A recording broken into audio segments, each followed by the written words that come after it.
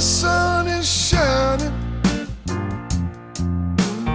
Don't you know it's raining in my heart?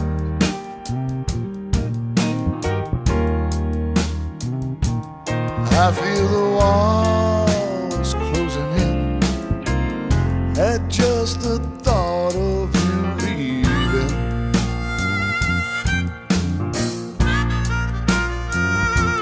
It's gone too far.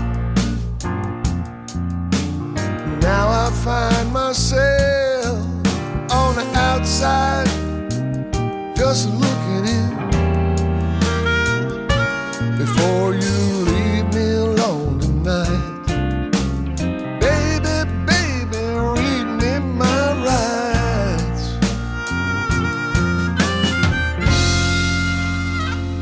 I'm just a prisoner, caught up in a world I can't control.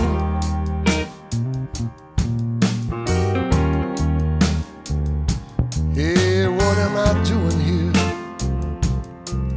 Just drowning in these tears.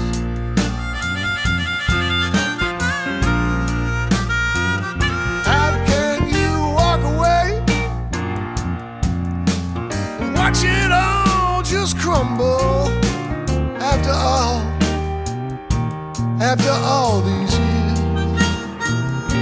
Before you do me wrong tonight, baby, baby, read me my rights.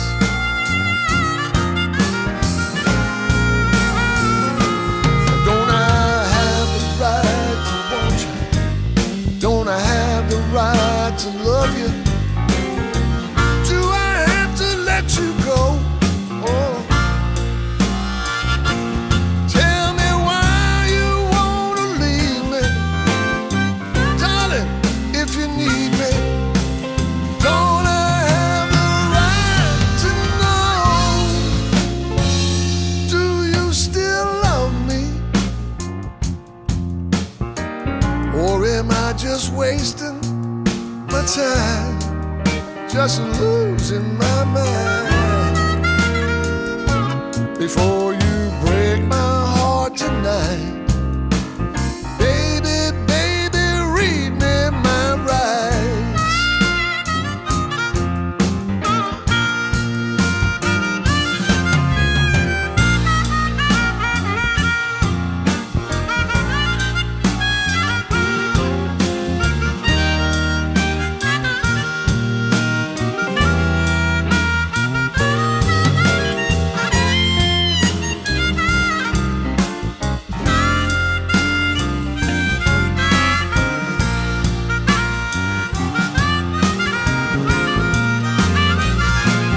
Don't I have the right to love you?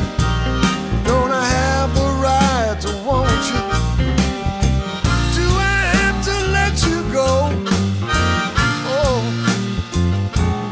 tell me why you wanna leave me, darling, if you need me. Don't I have the right to know? Do you still love me? Or am I just wasting my time, just losing my mind? Before you do me wrong tonight, baby, baby, read me my rights.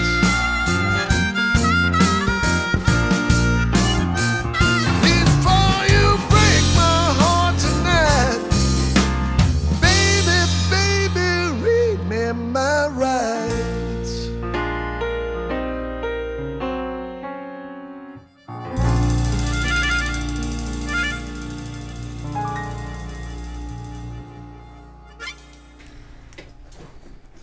Good morning, ladies and gentlemen, viewers and listeners.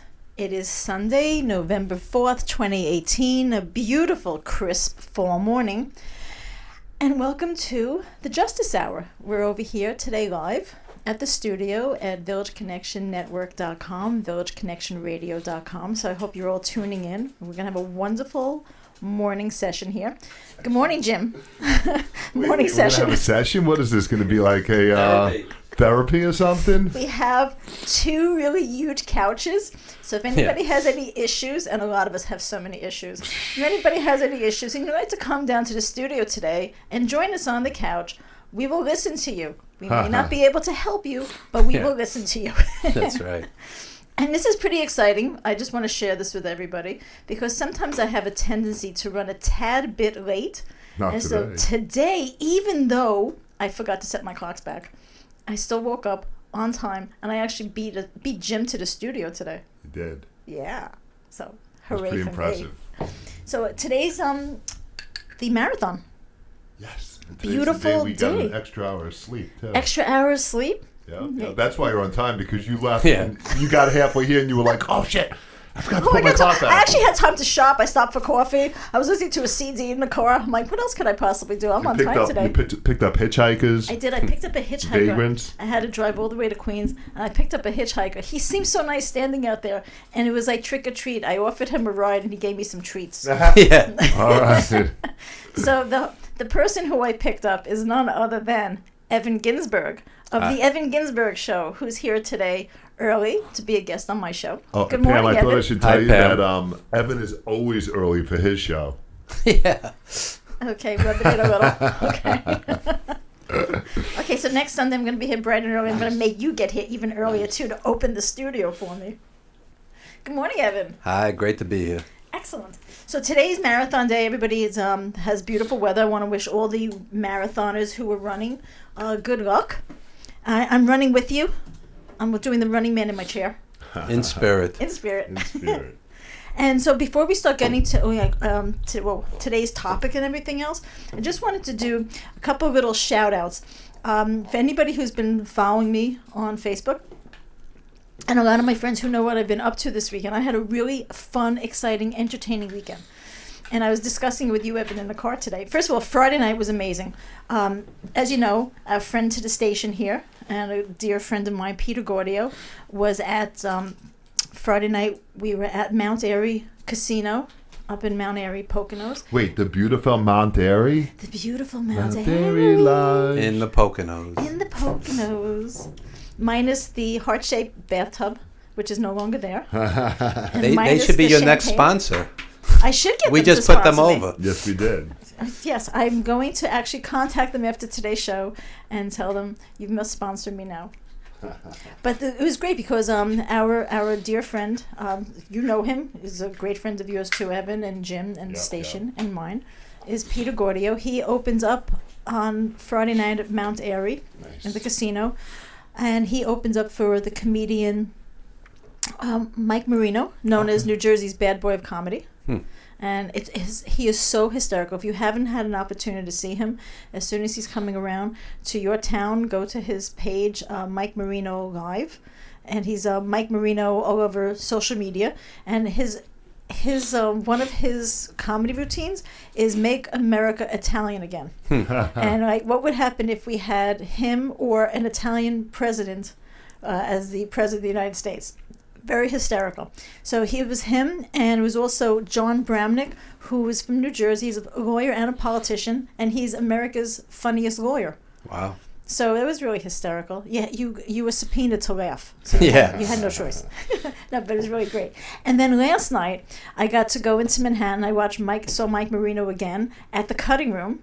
Beautiful venue. Evan and I were talking about it. Yeah, beautiful. It was really amazing. And so Mike opens up for his cousin, singer Peter Lemongello. Remember Peter Lemongello? I Jim? do. Well, you do. Jim, I don't know if you I remember do him. not. You do not. Well, just for you, I came today equipped with CDs that I bought last night. So Peter Lemongello was appearing live last night, and in fact they were filming a documentary all about his life. It's going to be coming out sometime next year. They were filming last night, and it's amazing because one of the most interesting things that he was saying is that when he started out as a solo singer, he didn't have a manager, he didn't have an agent, he was just totally on his own. And so he actually put up the money for his own commercial on TV, and he promoted himself on TV. Yeah, I was telling you in the car, We they were used to talking about run that. that commercial like a loop around the clock.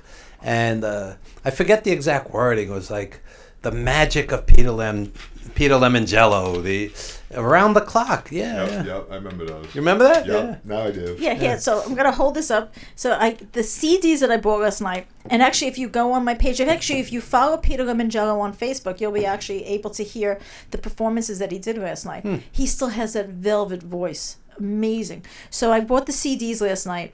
I got the special extended bonus version, including 3 new rare songs. Peter Lemongello, double album Love 76. This is one of them. And then Peter Lemongello, Memories of Love. It was great because last night he actually sang Sweet Caroline. Of course, everybody's going to sing along to that.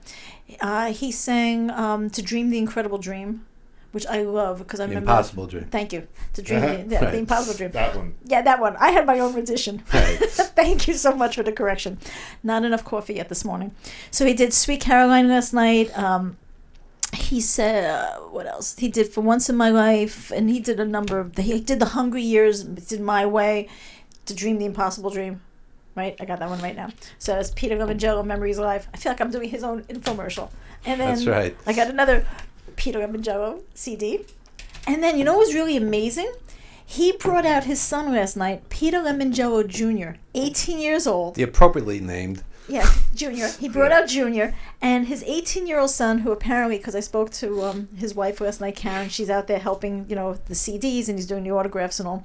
Turns out that their son started singing doo-wop at 14 years old. He's now 18 years old, and he's the young lead singer of a doo-wop group called The Crests. Nice. Wow. This kid is amazing. He sang 16 Candles last night. Johnny Maestro was with the Crust. Really? Yeah, the great Johnny Maestro. Yeah. Because something, years ago, I always hung out with a lot of people who were older than me from many years ago. And so they had taken me to see a doo-wop concert. I think it was in Radio City Music Hall.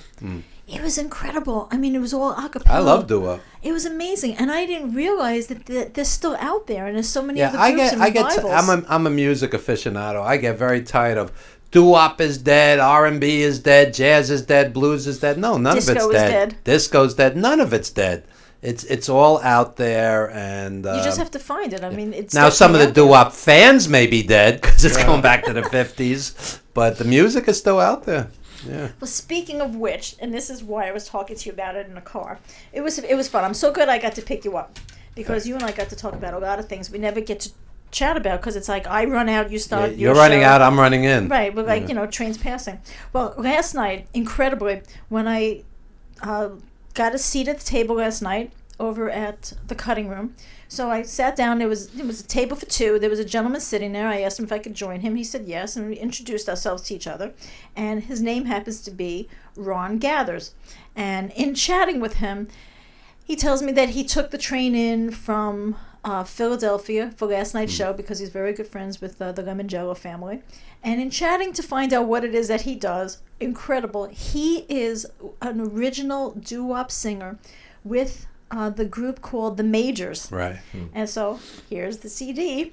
And so it was so wonderful. And chatting with him, he actually sang to me a little bit last night. I had put it on Facebook.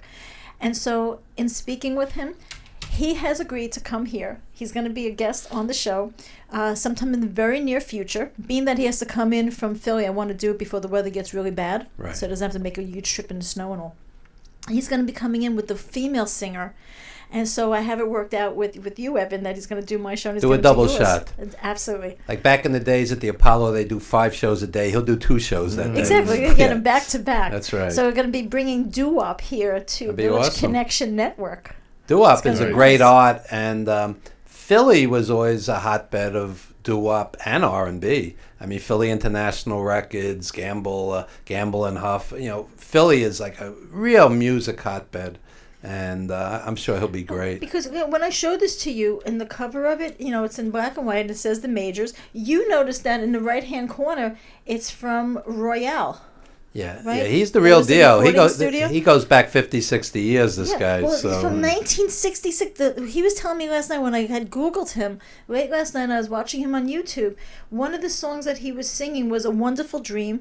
It's from 1966. Yeah. It's amazing. Yeah. And so this gentleman, I mean, it's like, I hope I'm not stating his age incorrectly. He's got to be into the late 70s, 80s? I would assume I the would math. venture Yeah. so, yeah. And he's wonderful. What a gentleman. In fact, it was really cute because he got a little annoyed at me last night because I didn't let him help me get my coat on. Old school. Yeah, real old school. Old school I gentleman. love old school gentlemen. Yeah. You know, it's so much nicer. Speaking of which, Peter Gordio, everybody should go see Cruise. What a great film. Yeah, speaking of old school gentlemen is actor Peter Gordio. Yeah. So Cruise was already out in the movie theaters and it's now available on Amazon and Various cable systems. yeah, all the different cable systems. I ordered it on demand. cable, and it was great. Right, go to On Demand, and you can download it from there. It's a fabulous movie, and he's got other projects that are in the works right now. Speaking of projects, I want to jump in and ask you about that. So you've kind of been dabbling a little bit in acting, because I actually saw you for the first time.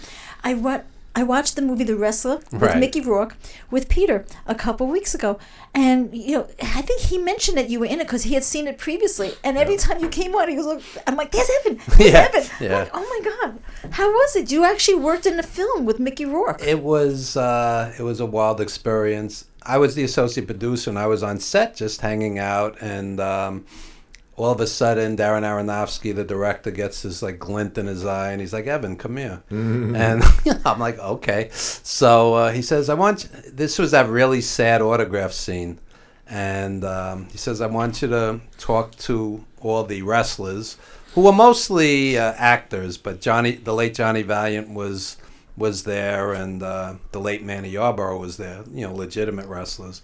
And he says, "Talk to all the wrestlers, walk up to Mickey last, ask him for an autograph and a picture." So Mickey whispers in my ear, "Just improv it." He thinks I'm an actor. I'm one of the producers on there. I've never acted in my life. So to make a long story short, I do exactly what Aronofsky says. I walk up to Mickey and I go, "I'm just improvising it. I loved you as a kid. I saw you at the Garden. Can I have your autograph?" So he goes, "What's your name?" So I think for a second and I go, "Evan." So it dawns on me, I'm playing myself in a fictional movie. How surreal this is. And, there's probably 125 people on set, these giant cameras in your face. Aronofsky runs over to me, and he's like pounding me in the chest going, "That was great, that was great." And I'm like, okay, I'm just being me. Yeah, that's what I would say to any wrestler. Can I have your autograph? Loved you as a kid. Robert Siegel? Robert Siegel was the screenwriter. And he was standing next to you in that scene, too. I believe so. Yeah, because Pete had pointed that out. I'm like, oh my God, he's so young. Yeah. It was so amazing. And Robert Siegel, who went on to write and direct The Fan, which was tremendous, and also Cruise. The Fan just went on in studio. That was like a cue. That was a cue, yeah. We're all on the same wavelength here. So Rob Siegel is a very down-to-earth, regular guy who just happens to be a brilliant writer and director. Well, after Cruise, they had the private screening of it over by Brian Park. I'm sorry, it was called Big Fan, his previous Big Fan. movie, yeah. But I got to meet Robert Siegel with his wife and his son Mickey, who's such a precocious, adorable kid. And that was a private screening for Cruise right before it actually opened, in the theaters. Really down to earth. It's like you walk up to the guy. It's just like a regular guy. Nothing like no attitude, no like. Well, you want to know something? It's interesting. When we did The Wrestler, Aronofsky's a world-class director. And jeans, sneakers, baseball cap. Just you don't have to flaunt it if you've got it. You see what I'm saying? Right. And Rob is the same way. As accomplished and as brilliant as he is, he's a regular guy. He's approachable, and it's nice. Ego doesn't add to anything. No, just you have a large ego. It just is a turnoff. Yeah. It really is. It's And like you want to feel like I could approach you and speak to you. And inevitably, there's somebody more accomplished who doesn't have an ego. So why even go there? It's just it all depends on the personality. But how did you? So you went. I know one of the films that I had seen of yours was the one that you had been working on for a long time, 350 Days. Yes. But before you got to that point, have you been a wrestling fan your entire life? I've been a wrestling fan since about age 12. I discovered it on the now defunct UHF dial. We don't even have that anymore. Wasn't also the doll that we used to watch roller derby? Exactly. I used to love to watch Yeah. it Saturday morning. Roller derby was wrestling on wheels. It was fun. I used to love watching those Ironically, women. ironically, roller derby has made a comeback, and now it's real. You know, back Really? in the day, it was work, just like wrestling. You know, predetermined. Now it's a legitimate sport. They're really, you know, fighting to win those games. I used to love watching it Saturday mornings. It was Oh, either yeah. the cartoons while my parents were sleeping, or I'd watch the women's roller derby, and I was like, wow, that's like so Yeah. amazing. Those women were real feminists. Those were some tough women, boy. They the real deal.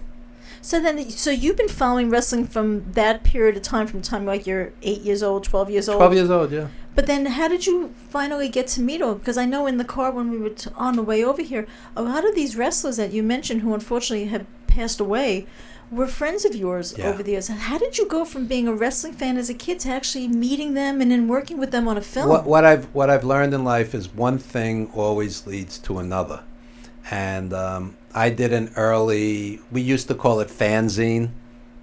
In wrestling, they call it sheets, wrestling sheets, but really a primitive fanzine, you know, typed and Xeroxed with about wrestling, and that led me to doing radio in New York, and the radio led me to inviting wrestlers to the studio, and inviting the wrestlers to the studio led me to be an agent for the wrestlers for autograph appearances, and we brought some of the wrestlers to the studio, Greg the Hammer Valentine, Lanny the Genius Poffo, etc.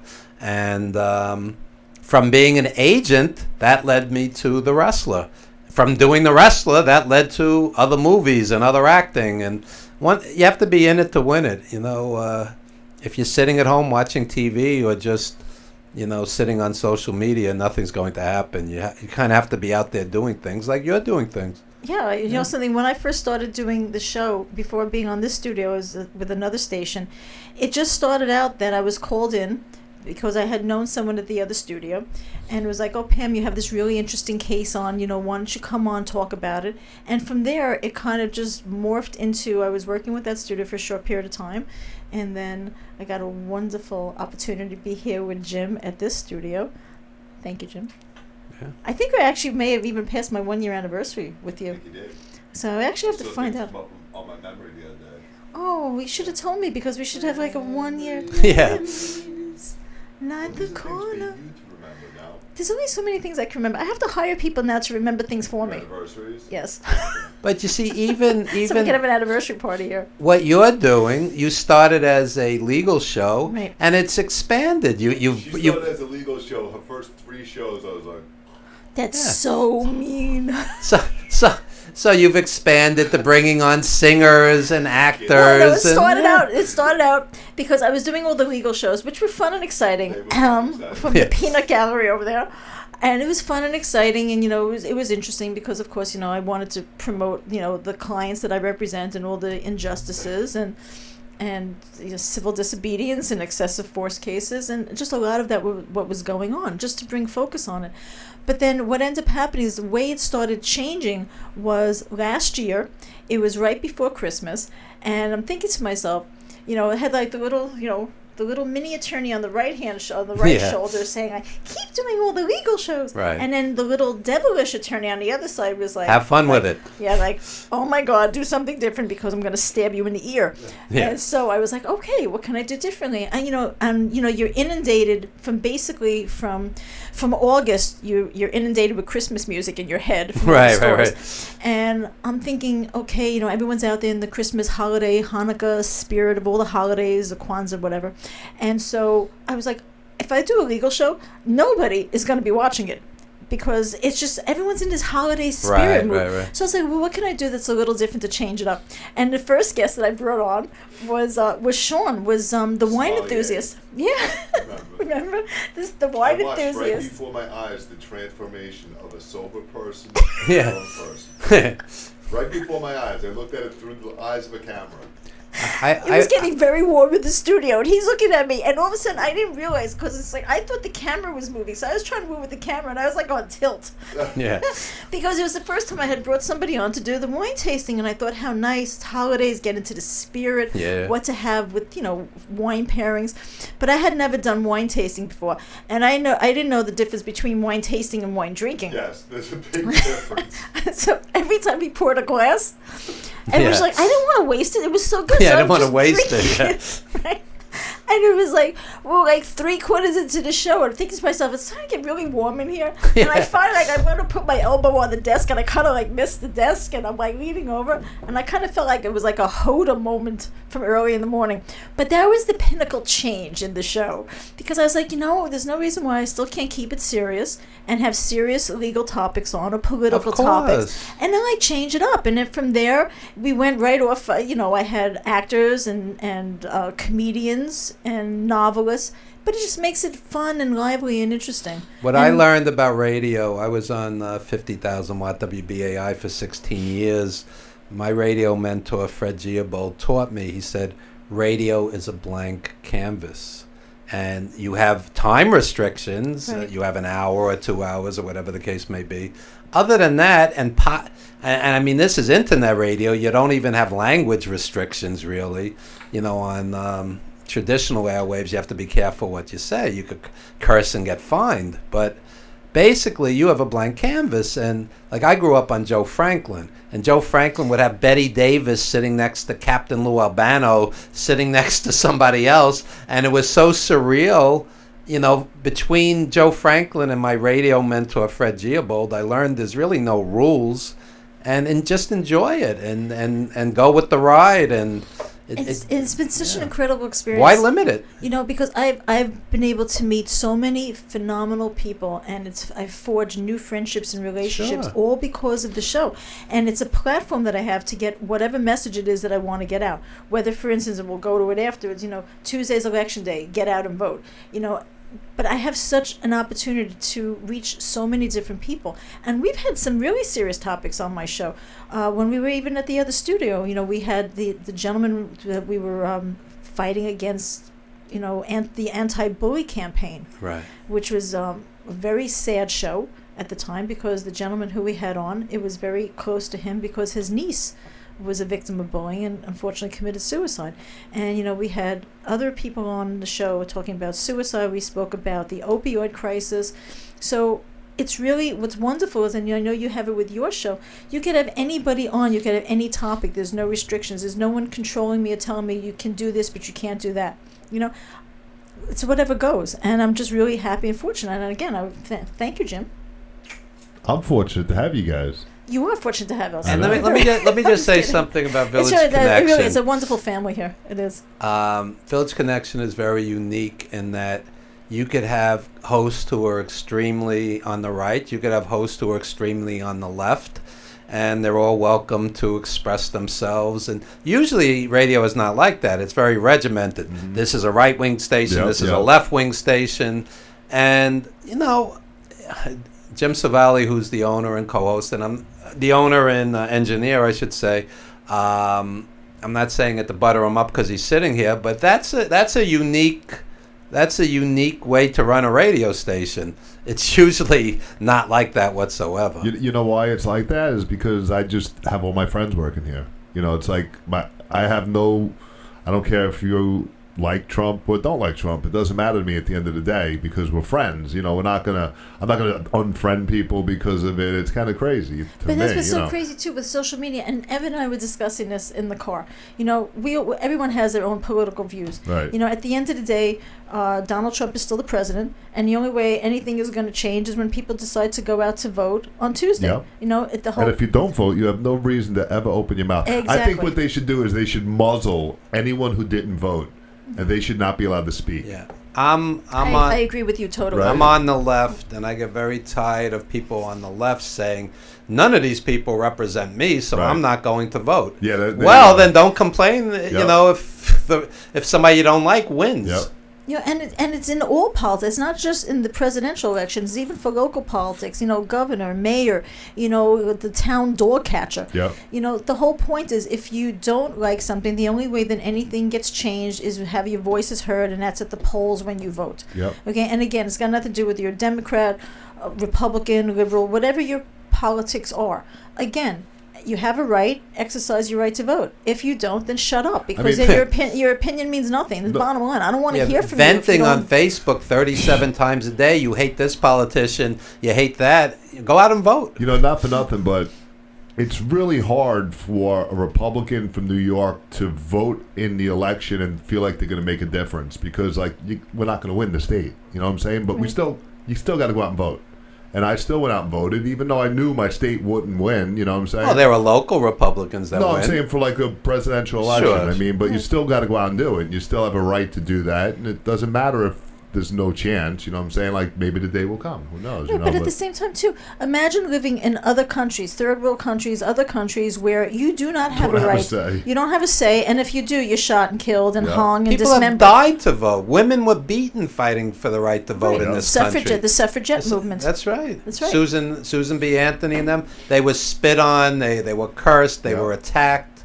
People have fought and died for your right to vote. So don't sit on Facebook posting 37 times a day and venting. Go out and vote. But take it even further. I mean, from hundreds of years ago, you know, our country won the right to have a flag with all the stars on it because we won the right as a free country to go out, and we have our Bill of Rights, we have our United States Constitution, we have our amendments.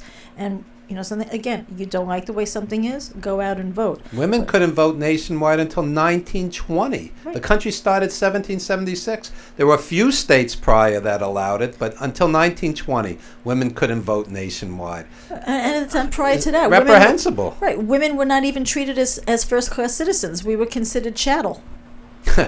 I'll take it a step further. You know why teaching has always been a low-paying profession for the most part? Because it was women. considered a women's profession. Right. Yeah. Yeah, women's job, same thing with nursing. Yeah. Nursing and teaching. Yeah. You know, the men went off to war, women became the teachers.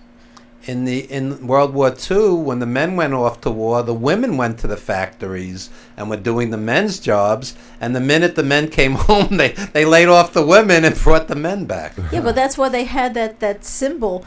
You had the woman. I'm trying to remember her name. You know, Rivet, Rosie Rosie the Riveter. Yeah, Rosie the Riveter. Yeah. You know, and it's right because That's you know. pretty good, right? You didn't Thank think you. I know that. This is History with Pam. This is the new show here. History 101 with That's Pam right. on Sunday mornings. Who's Don't that laugh. girl, Rosie? Rosie the Riveter. O'Donnell, no, Rosie the Yeah. Riveter.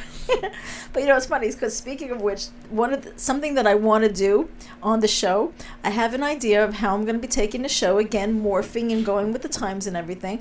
Is now and then there's going to be different segments where I'm going to be doing like a 101 show, whether it's going to be in different politics or different areas that a lot of things that are not taught in school anymore like they used to be. And for instance, civics. When's the last time? I mean, of course, you're Right. a teacher, so it's different. But for the average person, does not know, for instance, what's a bill? How is a bill passed? What's an amendment? You know, for instance, kids nowadays, and again, as a teacher, you can agree with this. Kids nowadays, graduating from high school, they are not being prepared to enter into the workforce. Okay, do they know how to dress for an interview? Do they know how to conduct themselves for a job interview? Do they know how to fill out an application? Do they know how to even open a bank account? If it wasn't right for my parents taking us when we were younger to open up a bank account, most kids don't. Nowadays, and I use my son as an example, he has a bank account because I opened it for him. Anytime he gets any money as a gift, the first thing is he opens up the envelope, takes the money out. I'm like, can you read the envelope? It'd be nice if you know who Yeah. gave you that. Just right Yeah. away, go, how much did I get? Yeah. And right away, he's thinking, sneakers, hoodie, this from Supreme, that. I'm like, Josh, take some money, put some into the bank, and then you can spend the rest. And the attitude is like, no, I have the money now, I'm going to spend it. I am an adult You education veteran, and I teach job interviews. I teach financial literacy. The average American doesn't have a clue as far as financial literacy. It's I'll just go- really scary. Yeah, I'll go into a classroom and say, how much is your cable bill? Somebody will tell me, $240 a month. I said, you're spending $3,000 a year on cable TV. If you invested that over 20 or 30 years, that would grow exponentially, and they're just totally oblivious. I tell the students from December 1st to December 31st, well, maybe that's not the best month because it's Christmas, but let's say from January 1st to January 31st, write down every single thing you spend, including even a coffee, and analyze it at the end of the month. I spent $80 at Starbucks. I spent $42 on junk food. I spent $83 on some other non-necessity. And at least you're aware of what you're spending, Right. and what could be eliminated or cut down. Or take half of that and put it on the side for savings. Yeah. Because it's right, there's no accountability. But right now in schools, okay, first of all, there's a lot of students who unfortunately come from single parent households. But even kids who come from two parent households. Okay, nothing is being taught in schools. There should be a class teaching kids how to prepare themselves, how to fill out a job application, how to fill out an application for college, how Sure. to apply for a bank account. Just simple things that we as adults take for granted because maybe someone in our household as we grew up, a family member took us to the bank and took us and taught us how to do this. None of this is being taught. So kids are getting out of school right now. They're going to apply for jobs. They have no idea, and the other problem is too, and I covered this on one of my other shows, because of social media, everybody is so accustomed to having their face down texting. There's no interpersonal social skills anymore. So what are these kids going to do when they go to apply for a job? Sit opposite their interviewer and have their head down texting and answering questions? Yeah. Okay, there's no one-on-one Plus, communication they don't skills. have the writing skills because the instant messaging and the texting and the emails, there's no conception of grammar, spelling, whatever. Sentence structure. Right. So I don't need they to can't spell. write anymore. Right. How many times I have to hear is, I don't need to spell, I got autocorrect. I'm like, No, well, when you're that's not writing an true. essay, there's no autocorrect. Yeah. And when you're filling an application, there's no autocorrect. Yeah. And that's the problem. Our literacy level, I think, has totally decreased compared to, say, Japan, where you have school that's maybe 10 or 11 months out of the year. You have longer school days. But, something as much as I know, you look at me like I have four heads. No, I'm just listening to what you're saying. I'm kinda Kids need But it's true. internships. They need There's just- internships in the real world. They need job programs. They need financial literacy. Trigonometry is wonderful, but it's not going to do that much for you in the real world, That's the problem. Is I think they should just teach some of these everyday life things in Life school. Life skills. skills. I mean, like what you just said, trigonometry. Look, I haven't used trigonometry even when I took trigonometry. I don't remember any of it. Oh, I use it when I'm cooking. Yeah. Yeah. Okay. I mean, even on a job interview, you How let about- you let the interviewer sit down first. Firm handshake, look them in the eye. These are things kids don't know. How about, basics. how about teaching boys how to tie a tie? Okay, that's something so simple. This way you know how to dress for an interview. Teaching kids, something you can't walk around, you can't go on a job interview, for instance, with sneakers or dressed a certain way, because everything is appearance. And unfortunately, before you even open your mouth, okay, when you walk into a room, whether it's for a job, whether you're walking into the courtroom, whether you're greeting somebody, it's how you look, it's how you're presenting yourself, because Sure. you're a package. And if you're presenting yourself in the public, out in the world, okay, your body and your persona and your image is your product. That's your logo. And first impressions are very powerful, good or bad. Yeah, something, when you have a bad first impression, it's very hard to get over it. Right. And there's a lot of things, these things should be taught in school, because that's why the whole public school system in New York should be revamped. And again, I know as a teacher you would agree with me on this. The core curriculum, even though I've been made aware recently that the core curriculum, I think, has been changed, but there's no reading of the classics, but there's no preparing anybody for life skills. There's no home ec classes like we used to have. Right. There's no, learning how to sew. There's nothing. First of all, sewing is not something that is just for women. Okay, the best tailors I'm in the the best world sewer ever. sew buttons, The sew Navy. hems, and everything. Yeah, Yep. exactly. You have to learn how to be self-sufficient and self-reliant. You go back in history and everything. You had the men were the tailors back in the days. But learning how to sew, learning how to cook is not something you can say, oh, it's only for women. The other thing is, as an educator, you are basically a secretary because you have mountains of clerical work. You're almost a psychologist because your students have a variety of issues. So, and then of course you're teaching for the test. You're preparing them for whatever the test is, as opposed to actual learning. Right. So when the smoke clears, how much of your actual time is, gee, how am I going to expand this kid's mind or expand this adult's mind?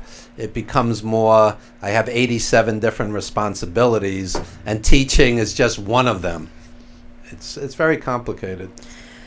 Well, right now, when people send their children off to school, unfortunately, the attitude is let the school suddenly become the parent and fill in the void for all the things that the parents are not doing at home. Yeah, well, parents have to also say, hey, how come, you're on that TV, that computer, that cell phone for 3 hours instead of doing your homework? Parents have to be part of this also. But a lot of times parents are not proactive. That's the problem. There's not enough parent-child interactions, which also leads to a lot of parents not knowing all the nefarious activities that their kids are involved in, whether it be gangs, whether they're, amassing arsenals at home and going out and becoming a mass shooter in a movie just theater. old-fashioned drugs and alcohol. Yeah, right. And your kid could be the best kid in the world, and the kid's idiot friend will get him killed. I mean... Well, that's the point. Is it used to be, growing up, my parents knew who my friends were. Okay, your parents knew who your friends were. Okay, my parents wanted to know who was coming over, and if I was going over to somebody's house, they wanted to know, okay, who are you going to? Who are these parents? Who's in the house? You know that? Sorry. I've been trying to go a whole hour without coughing. It's not going to help. So going back to everything that we were chatting about earlier, you were telling me over the weekend that you've actually been starring in a couple of indie films. Well, not starring, ensemble films. Chris Anino is a Connecticut-based filmmaker, and he had me playing a mafia boss and a general, so that's as far removed as real life. So that's why they call it acting. Yeah. I'm trying to picture you as a mob boss because you're just so quiet and well, so he had me doing it very deadpan because it's a comedy. So it's called Nick Sargenti. It's actually a web series. Oh, cool. Yeah. So it's a lot of fun, and Hollywood from Glow is going to be in it, and Angel Orsini, who was in ECW. World famous wrestlers. So it's fun just to act with my friends and. Just like speaking of wrestlers, and we have one mutual friend between us is Andrew Anderson. Yeah, Andrew Anderson is like 260 pounds with bleach blonde hair and muscles on top of muscles. When this guy walks down the street, you go, he's a wrestler. There's like no doubt. You don't go chiropractor, plumber. He's a wrestler. The accountant. That's right. Well, he's not an accountant. He's a wrestler. Yeah, he fits the part. I ended up meeting Drew a couple years ago at a Comic-Con in New York City. And so I've been trying to get him as a guest on the show, and he keeps promising, but I think he's been promising me for 10 years. Yeah. I give up already. I think you and I need to tag team him. Yeah, have him come the same day. We'll do both shows. I'm trying to get him down there. I think I have to drive out to Jersey and go pick him up. Yeah, I mean, he's colorful. I mean, he'd be a great guest, but he's funny. It's hard to pin him down. He's always doing a lot of these different shows as well, all around the country. He wrestles all over. He does autograph signings. And then I think he had an action figure doll that came out. He did a commercial for a cereal. He's done a bunch of commercials. Yeah, I've seen him do that as well. Yeah, he knows how to market himself. That's what it's all about. It's all about marketing. It's like because you have yourself branded, and you're out there. You're meeting, like we were talking about earlier. You meet people in the music industry as well as wrestling and everything in between. Yeah, 350 Days is about to get distribution worldwide. Oh, that's excellent. And we're excited about that. And we'll have other projects right behind it. So to me, at this point, it's not even about money. It's about your legacy. And I say all the time, I'll be dead 100 years. People be watching The Wrestler because Mickey Rourke's performance is iconic. I think it's as great a performance as that's ever been on film. When he says, I'm just a broken down piece of meat, to me that's Brando, and On the Waterfront, I could have been a contender. I mean, just a beautiful performance. And it means a lot to me that it'll always be out there.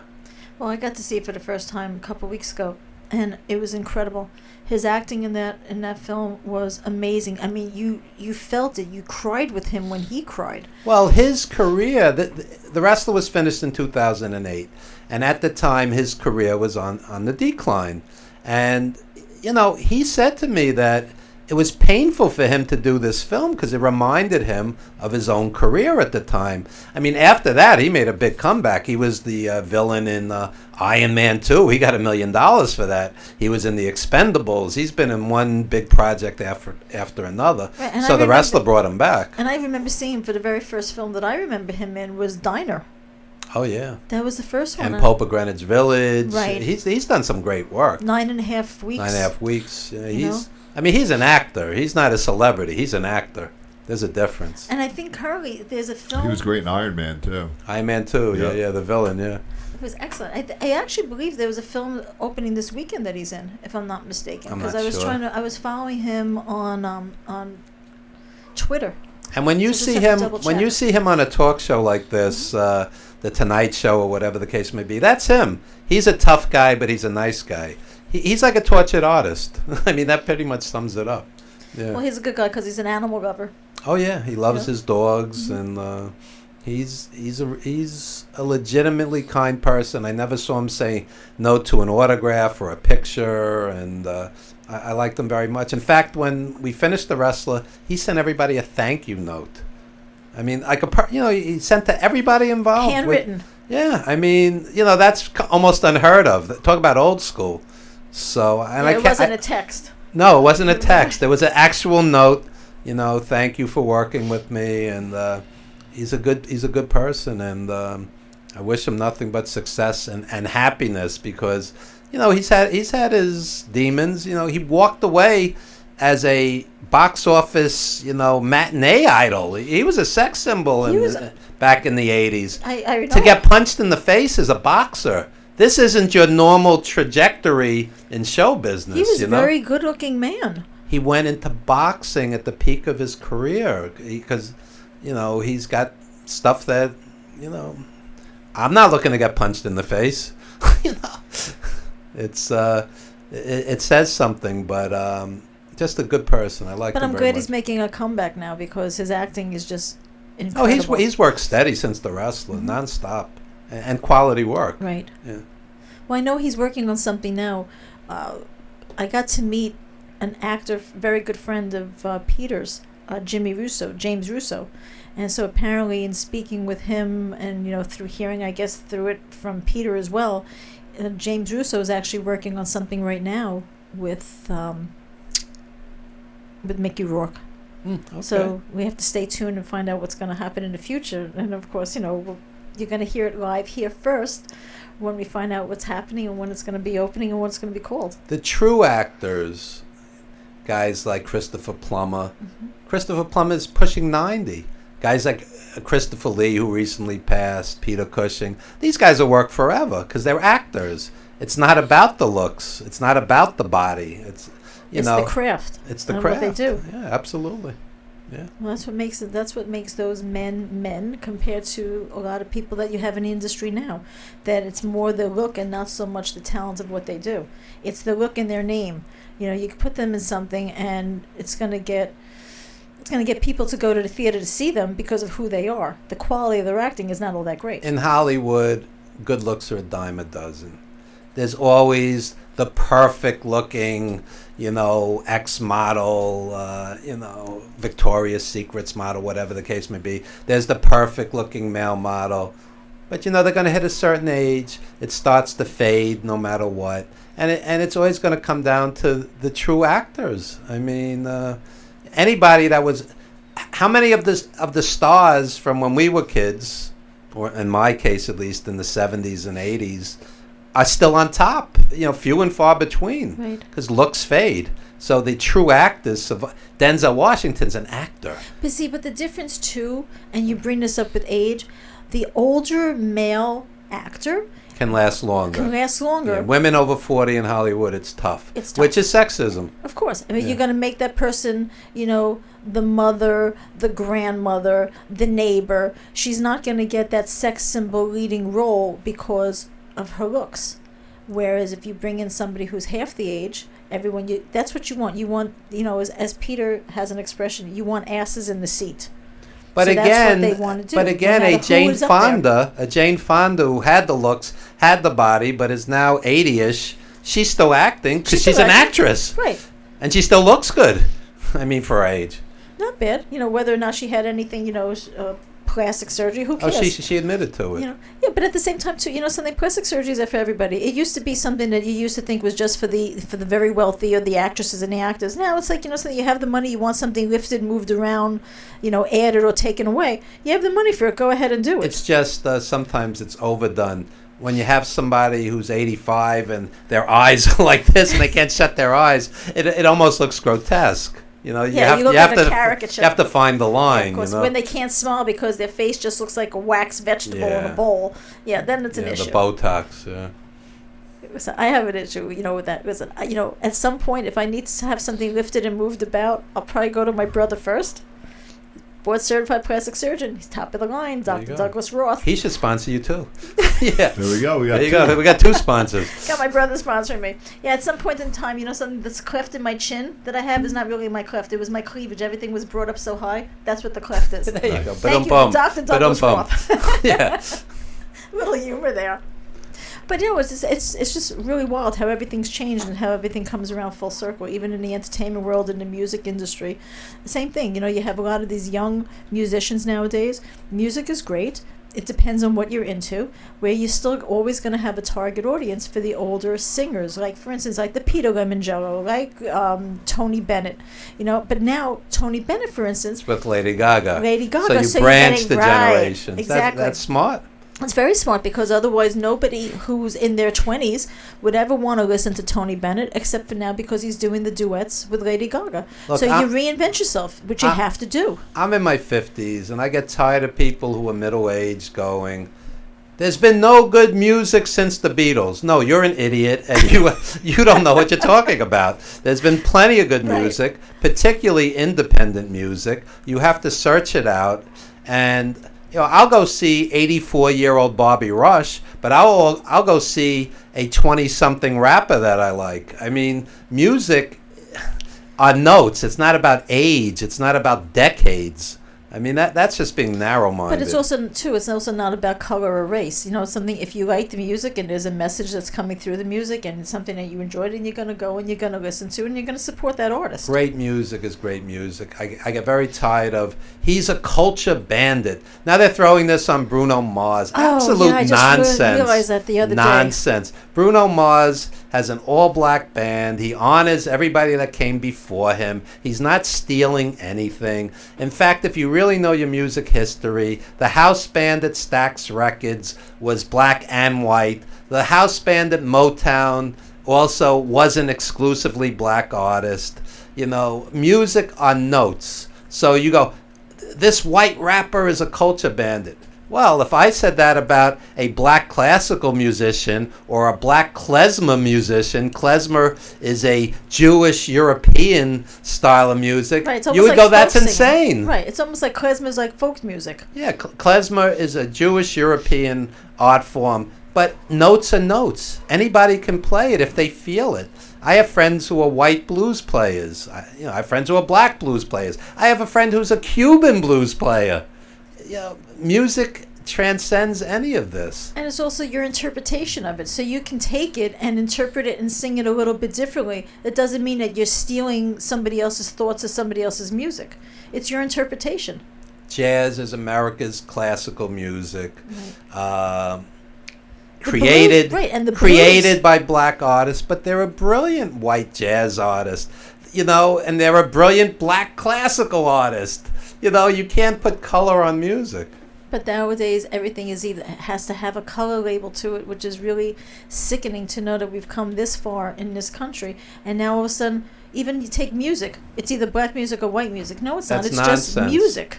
It's nonsense. But the people who are suddenly putting As those Duke labels on are Ellington just said- too narrow-minded. Duke Ellington said there's two kinds of music, good music and bad music. That's what it comes down to. Right. I also get very tired of people going, they'll hear something and they'll go, that's not music. No, your ears are in attune to that. You just don't like it. It doesn't mean it's not music. I mean, on my show in a little while, I have an avant-garde jazz player, okay? And we it's out there. Some people are going to like it. Some people aren't going to like it. If you don't like it, it doesn't mean it's not good music. It means your ears aren't attuned to it. Not everybody likes opera, and opera's beautiful. Opera You is can't beautiful. say it's, you have some kid go, oh, that's boring. No, you don't understand it. It doesn't mean it's boring.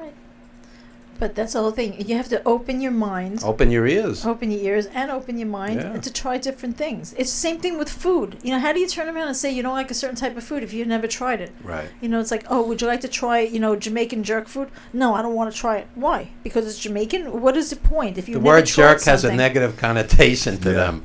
I don't I know. don't like it either. Okay, that just went over my head. Jamaican jerk food? I don't know. Just the word jerk makes me want. No, it's tasty. I've eaten me it. not want to eat it. It's tasty. Yeah. Jamaican asshole food. I mean, like, come on, would you eat it? No, if you put the word Well, what asshole about the in word junk food? Everybody eats Yeah, that. everybody eats junk food. Junk isn't a positive word. And what's That's your point on that? That's true. That's true. That's true, you see. But it's just opening your eyes and your ears to trying different things and different experiences. Yeah. Listen, I happen to like all types of music. There's some forms, for instance, right now of rap music that I'm not a fan of. I just don't happen to like and appreciate all the nonstop cursing left and right. Well, in the song, much of commercial but music, that's the whatever it expression. is, commercial rap music, much of it is crap. but again, you have the Kendrick Lamars, you have guys that are creating great music, and you have to search out the independent artist. Anything that makes the charts, the vast majority of it is not going to be great. Right, but something, if it's selling, and the bottom line is this, it's making money, so the producers, the record labels, the stations, they're making money, they have their endorsements, and they're going to play because, something, this is what everybody wants. Yeah. If you didn't want it, it wouldn't play, it wouldn't sell.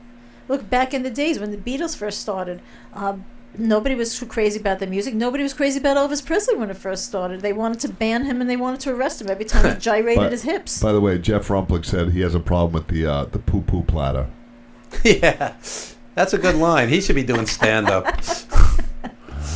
You don't like poo-poo? The poo-poo platter does it for him. Well, it's funny because when Josh was little, we used to tell him that we were ordering a poo-poo platter. As far as he knew, poo-poo was cause cocky from his diaper, and he's like, Yeah. "Ew, I'm not eating that." Yeah. Even more so, the funny thing is that when he was younger, I just didn't really know what to call his little boy body parts. When he was little, and joking around with him, so we just used to say, "Don't touch your nuggets," or "Those are your nuggets." Touch your nuggets, your chicken McNuggets. Yeah. What and so- the hell? You ruined this. You ruined them. Yeah. You ruined them He's for in therapy life. now. But what ended up happening was, I think he got kicked at school. Some girl who kicked him in his boy chicken nugget parts. And so he came home, and I was trying to explain to him. I'm like, well, she likes you. And I said, because when I liked a boy when I was younger, I kicked him in the nuts. And so, but I didn't want to tell my son that, so I said, it's like, that's how she shows that she likes you. So she kicked you and ran away. And he goes, Mommy, I don't want her to like me so much because it hurts. But, we called it nuggets. So here it is. One day we take him to, I think it was McDonald's, and we told her, we said, you want an order of nuggets. And right away he looks down and he's like, ew, I'm not eating my nuggets. And try explaining to him that those nuggets are different from the chicken nuggets. Yeah. Yeah. But at the same time, too, did you ever see a chicken with nuggets? No. See? So what are nuggets, actually? What are chicken nuggets? You don't want to know. Whenever you read the ingredients, it's pretty horrifying. Mike Monty's in the house. We've just Oh, been boy. From infiltrated. Monty and the Pharaoh. Oh, Good boy. morning, Mike Monty. Fine. Would you just like to sit out there for a I second? actually thought I was about to just get knocked off. I just was like, here it comes. This is the moment. Then I turned around there, so it was you. Yeah. We have Mike Monty in the house of Monty and the Pharaoh. Good Wrestling morning. shows, Thursday, 8:05 p.m. Good morning, Mike. I saw your interview with New Jack. That was colorful. Enjoy it.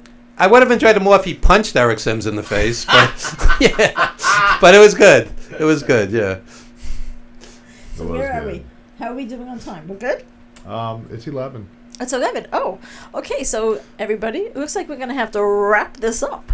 Okay. I want to thank Evan Ginzburg of the Evan Ginzburg Show. Very eclectic mix My of- pleasure. of Evan's show. And stay tuned because Evan's going to be coming on within the next few minutes from 11 to 1. We have mentalists, jazz musicians, wrestling journalists. It's an interesting mix today.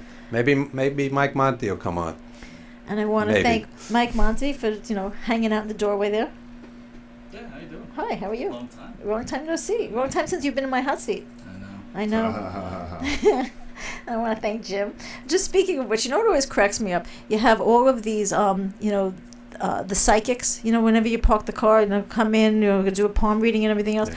I'm just curious, with all these psychics who are, telling you that they can predict your future and tell you everything and everything, how come they haven't predicted? They can't predict who's going to win the election, what's happening with the stock market, none of this stuff. I want But, they the take your money Saturday and they night won't tell lottery you. numbers. That's what I'd like to. Yeah, I'd like to know what the lottery Yeah. numbers. I want the winning numbers. Actually, so I just find that to be really amusing. They seem to be able to find long buried bodies. That's interesting. Like to find a body buried 30 years ago. You're a lawyer. You've heard these stories. Yes. That they're good at. But the lotto numbers, they're pretty awful. I want to thank everybody for tuning in. Have a wonderful Sunday and enjoy. And by the way, with everything that's been happening lately in the news, that's pretty tragic. Hug your family members, hug your loved ones, and have a wonderful day. I'll see you next Sunday. Bye-bye.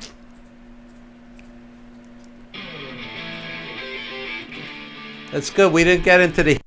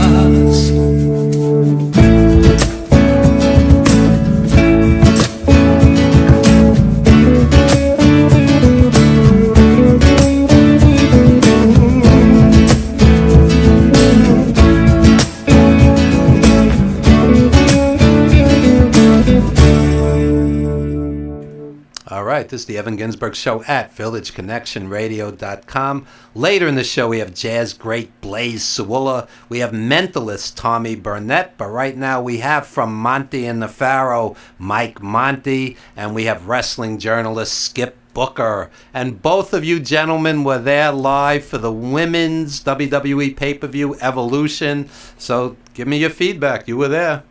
Well, I thought the crowd was hot. Hotter than they are for house shows. I thought the pacing of the show was good.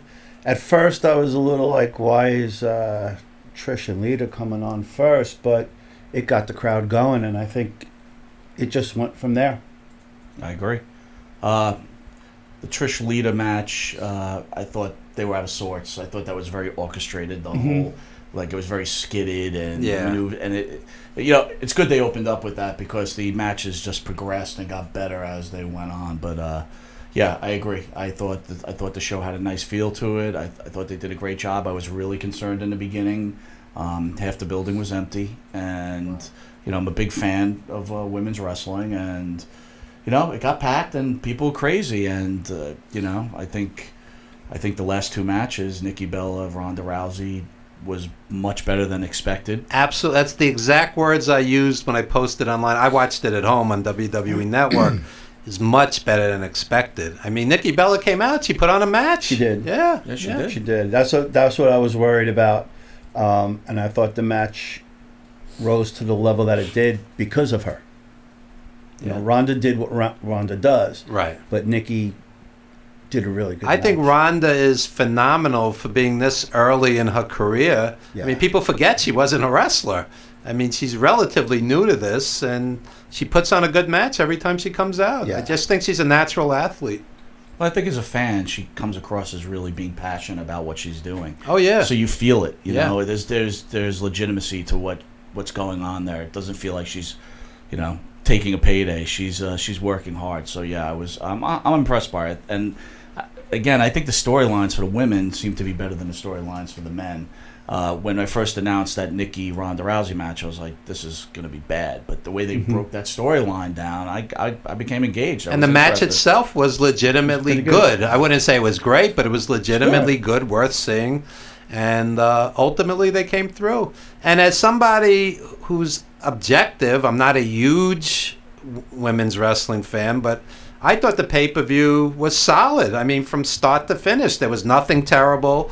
I wouldn't say there was anything great, but it was a solid show. And the Japanese women were tremendous on the show, and I enjoyed it. Well, I don't know how you guys feel about this. I thought the Charlotte Becky match was as good as any match or pay-per-view match they've had this year, whether it be women or men. Yeah, I would say so. I think it could be up for match of the year, and it just proved to me that Charlotte. Well, I don't think it was Kenny Omega or Okada, but right, okay, but hitting each other with furniture, it is what it is. But what they did well. Where I thought the internet went a little overboard, like I'm comparing that to her dad, Ric Flair and Terry Funk, I Quit match. So if Ric Flair and Terry Funk are a 5-star match, you can't tell me that was a 5-star match. It was a very good match for what it was. Well, look, physically, women can't do the things men can do. So there's some flaws in that type of match. Becky clearly was having trouble swinging chairs. Yep. She's not a big girl, right? So it doesn't sell as well. The kendo stick shots weren't as good as the men can really lay each other out. But you talk about Ric Flair and Charlotte Flair. Charlotte Flair proved to me she's all her father because she carried that match. Becky holds her own. I'm not trying to disrespect Becky, but Charlotte is she's unbelievable. She's incredible. Charlotte's a wrestler. Becky's a wrestler. Asuka's a wrestler. I mean, there are some legitimately talented people on that roster that I enjoy as a fan. I just think, cut the entrances down a little, let the matches go a little longer. Like the matches with the Japanese women, I would have liked to see go another 5 minutes. You have these endless entrances and interviews and, tighten it up. That's why, when I don't watch Raw live most of the time. I record it because if you cut out the entrances and all that backstage stuff and all the interviews, it's a better show. Yeah. I don't like all that, and I just want. Then you should watch it on Hulu on Tuesday. Yeah. Yeah, seriously. They cut all that out. Yeah. Do they? Yeah, it's like 90 minutes, right? 90 minutes on Hulu. But aren't the interviews part of the process, though? That's what gets you into the seats to begin Yeah, with, right? when a Kevin Owens or a Chris Jericho do them, when it's stilted and robotic, Sure. then it's just a time suck. You know? Yeah, But when you're watching it too live, it's the endless replays of what happened earlier. Yeah. They Which have to weren't that show great it. in the first place. Right. Yeah. Well, speaking of that, when you talk about Crown Jewel, those Rey Mysterio interviews, they sounded so scripted, like he was reading off a cue card. Terrible. Yeah. I'm like, wow, what happened to this guy? He used to be able to give a decent interview. This is really bad. Well, speaking of Crown Jewel, I thought it was, for what's considered a major show and a big budget show with virtually all the top stars, I thought it was really disappointing. That was not a great wrestling show, Crown Jewel. I mean, I didn't go into it expecting big things. I'll be honest. I was just happy to see They Hulk spent Hogan. millions on that. I was happy to see Millions. Hogan there, and I'm glad he only did that little part. That's all they really needed. But I wasn't expecting a big spectacle, so I thought it was okay. Yeah, thought okay. the show was But if you're okay. spending millions of dollars, the pyro alone Right, cost yeah. a fortune. I mean, it was nothing special. And to have Shane Douglas be, quote unquote, the best wrestler in the world, that's nepotism at its worst. Give it to Finn Balor. Give it to somebody you're elevating. Shane Douglas? Come on. That part bothered me. We watched it at work, and I just sat back and I was like, "What the hell? What's going on?" It just didn't make any sense. Well, we were speaking about that yesterday. I think that's the WWE just showing that there will never be another John Cena again. There'll never be a wrestler that controls the industry, right? And to be truthful, like guys like CM Punk or Daniel Bryan, for whatever perfect example, he chose not to go for whatever reason. More power to him. Much But- respect. But the issue is, you own a business and you're expecting this guy to be there, and now he pulls the plug on you. This is probably where they're just showing everybody, like, look, we'll just make the McMahon's champions if that's the way we're going to play the game. I'll tell you something interesting. A few years back, they did an interview with Shane, and I basically like Shane. And he goes, I'm going to paraphrase. These are in quotes because I can't remember word for word from years ago. He said, we want to make this about the WWE experience as opposed to one person having all the power. Mm-hmm. Instead of having a Hulk Hogan where it all centers around him, we want it to be, come to a WWE show. This is what you'll expect to see. This is what you'll enjoy. And in a way, that gives more power to the McMahon family. Because when we were kids, it was like, let's go see Bruno defend the belt. Now that's not what it is. They could throw anything on a WWE card and people will come out. Sometimes you don't even know the card till a few days ahead of time. Right. Yeah. I mean, it's very different. I remember on Facebook the other day, someone put up that the lineup for Shea Stadium back in 1980. I mean, I was there. Yeah, me too. Going to a show now is very, very different. Yeah. Like you said, I go to the shows. I barely know who's wrestling. Yeah. I mean, I'll know who they are, but I don't know the matches. Yeah. I go because I like to. Maybe you know the 2 or 3 main matches because they advertise it on Raw or whatever. But back in the day, you'd know the whole card and look forward to it. Well, isn't that part of, again, that's a part of getting older. But, we're talking about old school. It is kind of old school, right? Back in the Texas area, the Von Erichs, they kept the belts around the kids, right? Because that's who they trusted. Jerry Jarrett, who we were talking about yesterday with New Jack, right? He held Jeff the belt. Jarrett. Jerry Jarrett put the belt around Jeff Jarrett, right? Of course, yeah. So you know what? It's again, I'm not knocking Daniel Bryan for standing by what he believed in, but the thing is, he's no John Cena, right? John Cena is in a world of his own. Yeah. He'll do whatever he wants, but you can't. If you're trying to run a business, you got to have people be there, and they're independent contractors. They have a right to do what they want, and you know what? I think it was almost it was almost like like we're going to show everybody who the boss is. We're gonna show who runs this company and what can happen. You mentioned Cena. I always was annoyed by the internet. You know, they'll wake up 6 in the morning. I hate Cena. I hate Roman Reigns. So now all of a sudden Roman Reigns is sick. So they flipped it to, we didn't really hate Roman Reigns. Right. We hated the character. And I'm like, well, I saw plenty of posts where idiots would go, I wanted to see him injured. For real. Yeah. You know, even after he announced he was sick, people would say, at least he's off TV. And I'm Right. like, you're an idiot. You know, come on. I mean, this is, you know, people die from leukemia. It's no joke. No, it's no only joke. 50% survival rate. Yeah, it's so- not, it's no joke. And it's come back a second time. So, you know, so for somebody to go, I'm happy to see him off TV, you're an obsessive, and this is not healthy. It's not healthy to think like that, is what I'm saying. Yeah, I you're right. mean, you know, I was annoyed. I only do this show for therapy, Mike. I was annoyed when Lanny Poffo announced one show for New Japan, and the New Japan fans turned on him. You know, you're not going to be Jim Ross in one show. No. The first time I did radio, it takes time to evolve.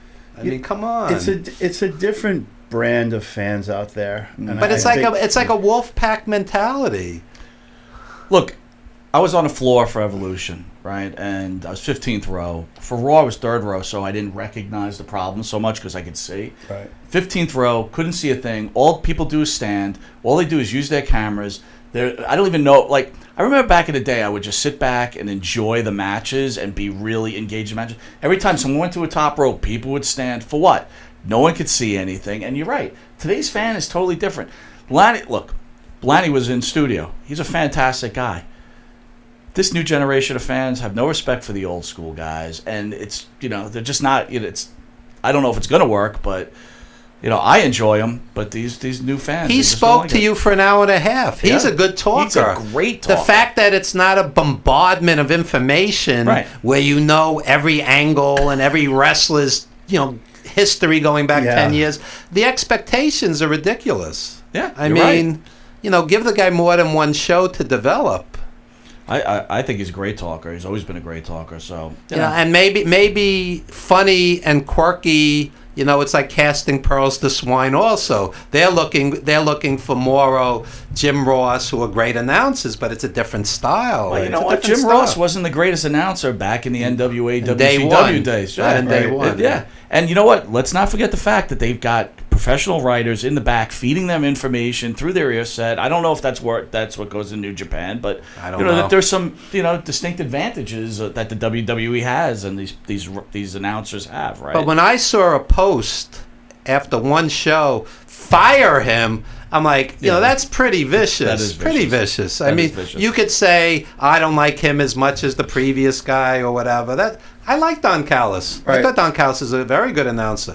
That's fair, but not fire him after one show. Come on. Well, I think the whole social media thing changed that, and that's why, you know, the fans are very different. Like back when I first met you, you know, we would wait for a newsletter to come out.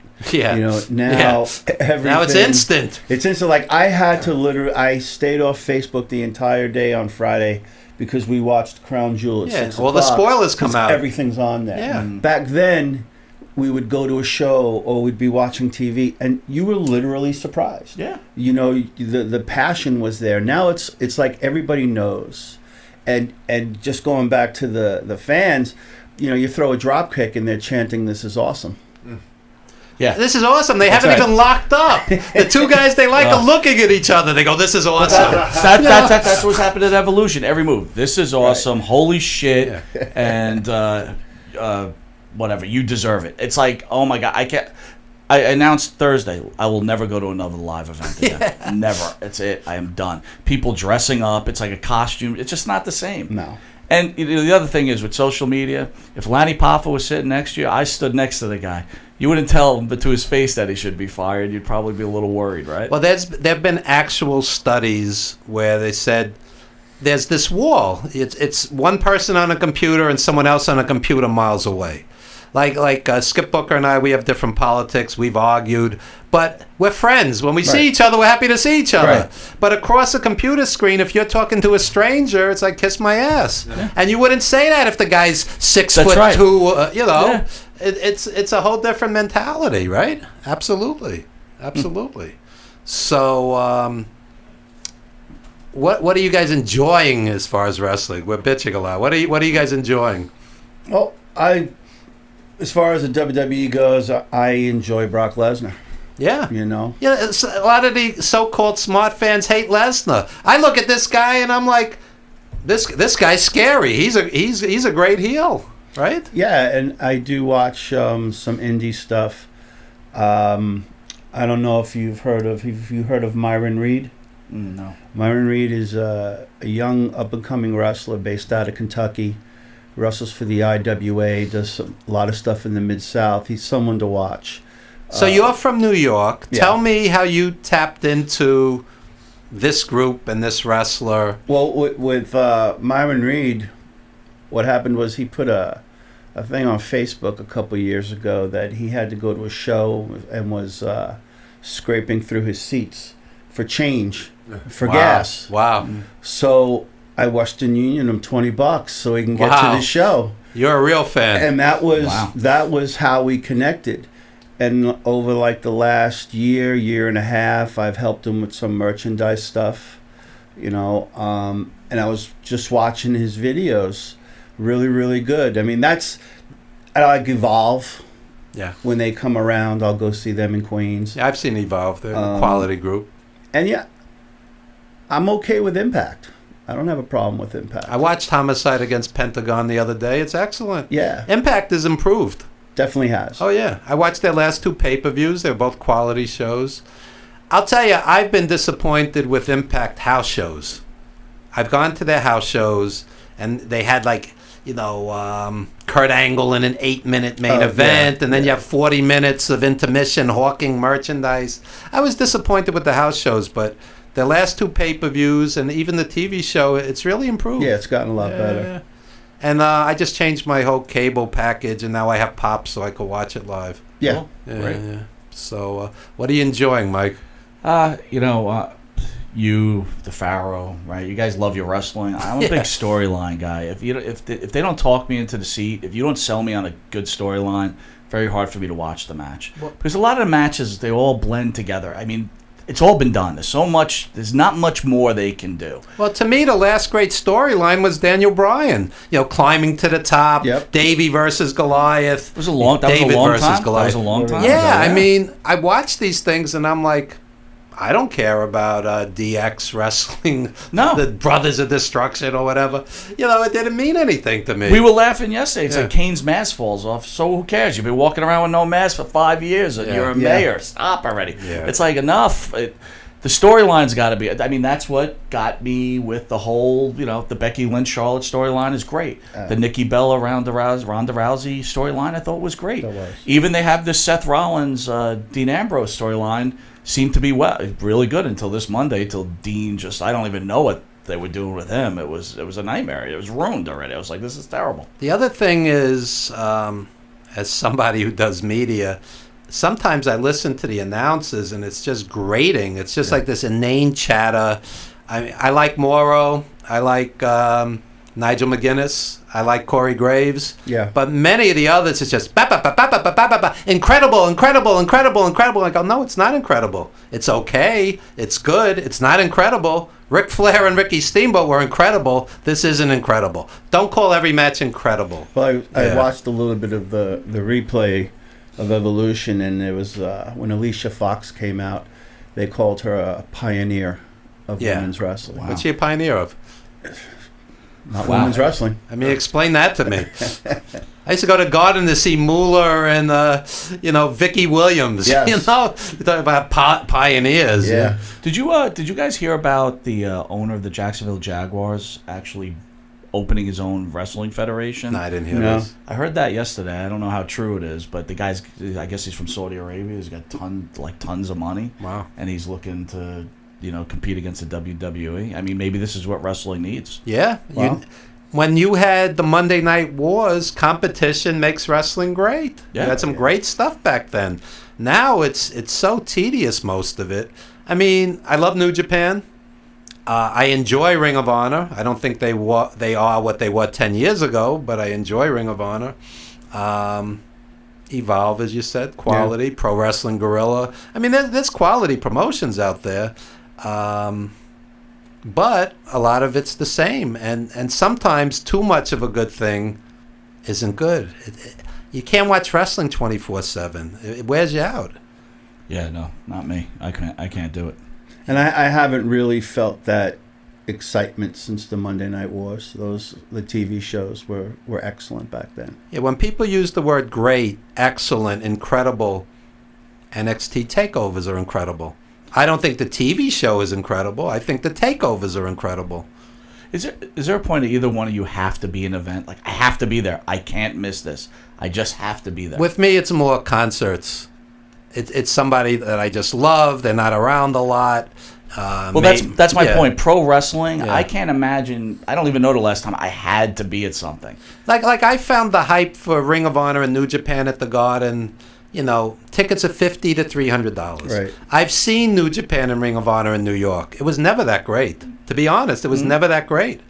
And in fact, much of the time it was disappointing. So I'm not spending $50 to $300 to see that. When I'm a Ring of Honor Club, subscriber. Oh, yeah. I'll watch it in my living room. I'm not going to spend $300 ringside to see a wrestling show. I'm sorry.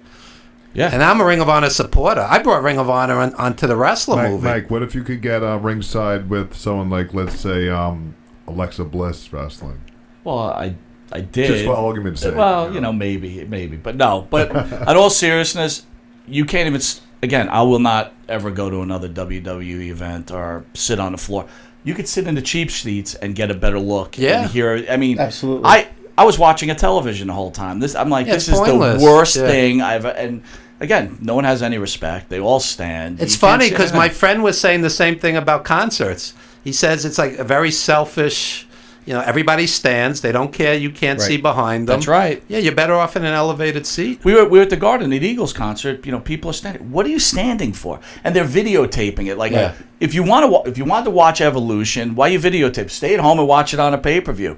You're at a concert. Are you gonna sit there and watch this Eagle concert over and over again? No, you're just trying to show your friends on Facebook you're at the Eagle concert. So take a few pictures and sit down and enjoy the concert, right? I saw Billy Joel at the Garden, and I purposely bought elevated seats. Yeah. Because they literally just stand for the entire it's ridiculous. time. And as far as wrestling goes, I don't have a must-see anymore. I was at WrestleMania 1. I was at Nassau Coliseum for WrestleMania 2. The couple of them at Trump's place in Atlantic City. But now when WrestleMania comes to MetLife Stadium, no, I'm not going to go. But again, guess what? They don't really care about us anyway because they're playing to the kids now. So they're going to sell it out anyway. We're out. We're not the crowd. I said that to Farrell the other day. He wasn't too happy about it. But it's like they're not playing to us anymore. They could care less what we think. I get a little tired of guys in our age group. There's been no good wrestling since Hulkamania. There's been no good wrestling since the NWA in the 80s. I go, that's not true. Right. It's really a golden age today because you can sit home and watch New Japan, Ring of Honor, even WWE, here and there, hit and miss, but they have some great stuff sometimes. But again, we've seen it all, so we're a little bit like jaded. If you go to, I guarantee some 8-year-old kids going to the Nassau Coliseum to see a pay-per-view or a house show, they're loving every minute of it. Just like I loved every minute of it when I was 14 years old.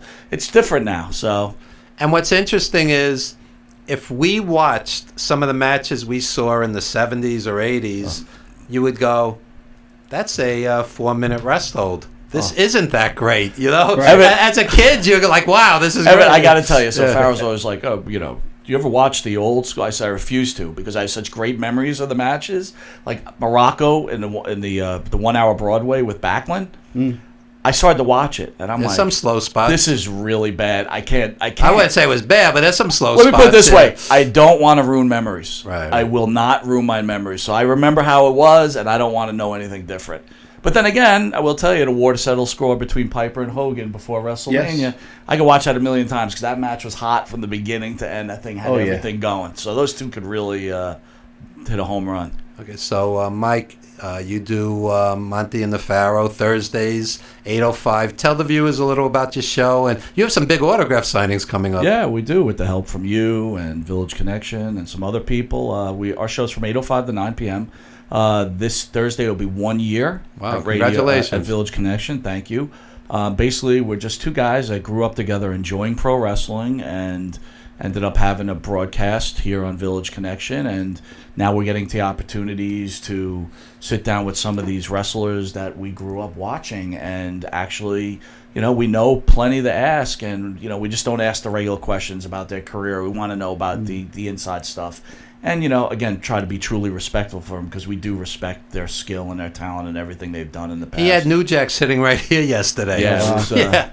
and that guy didn't hide a thing. Anything you asked him, he gave you the answer. Yeah. So, and you know what? It's fun, and we're hoping we're giving people out there. And tell us about the signings you have coming up.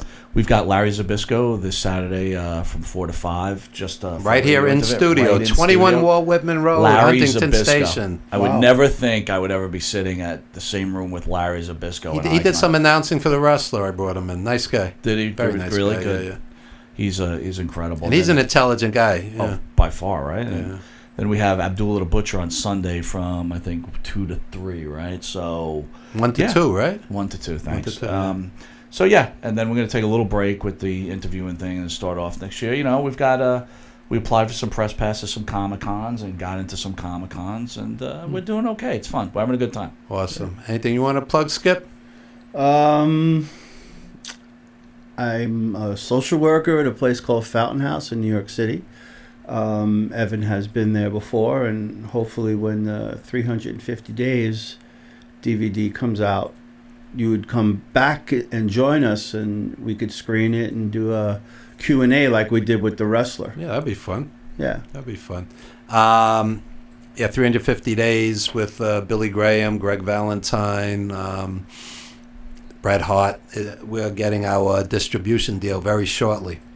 In the process of working out the details, so it'll get seen worldwide, and we're excited about that because we worked on that for 5 years. And I'll be at the big event with Greg Valentine next Saturday, so come down and say hello to both of us. Great. That'll be fun. And Greg will be staying at my house, and my mother, Freudian slip. My wife will be making him Korean food. So Nice. yeah, it's always fun having the wrestlers sleeping on your couch. And what's interesting with those scenarios is you end up not talking about wrestling. You end up talking about everything else because they get tired of talking about wrestling. Right. Yeah. These are worldly guys, man. These guys were just in Saudi Arabia the other day. Right. Johnny Valiant told me he wrestled in front of oil sheiks 3 a.m. in the Middle East. Wow. Paul Vachon told me he wrestled in front of 100,000 people in India. Butcher Paul Vachon. Wow. People don't know the experiences these guys have had. No. It's amazing. Remember when Dusty Rhodes used to say, I wined and dined with kings and queens and all of this? Yeah. They have. They really have. And you're a star to yourself, though, man. I mean, the wrestler right now is doing a loop on Stars Network. So every time my wife's like, when's Evan coming on? Yeah, I appreciate it. That's my 30 seconds of immortality, my cameo in The Wrestler. But yeah, we're very. You're actually in there twice, though. Yeah, man. I know. I never realized. I was telling on the show. You know who the guy is next to me? No. That's the late Scott Epstein. Oh, really? He was one of the top wrestling agents. Like your friend Eric Sims. Oh. He did the same thing. Yeah. He died in a car wreck a few years ago. Oh, really? Yeah, Wow. Scott Epstein. He was standing right next to me in the crowd scene. Yeah. So we got to wrap it up. Tell us briefly about your friend Tommy Burnett. He's going to be on later as a mentalist. Yes, I've known Tommy for about 8 years now. He's been on your show when you were back in Deer Park. He just started doing some solo shows. He's been a finalist on New York's Got Talent for a couple of years, and I think you're going to really be impressed by what you see. Okay, great. So coming up shortly, mentalist Tommy Burnett, jazz great Blaze Sewillo, live entertainment in studio.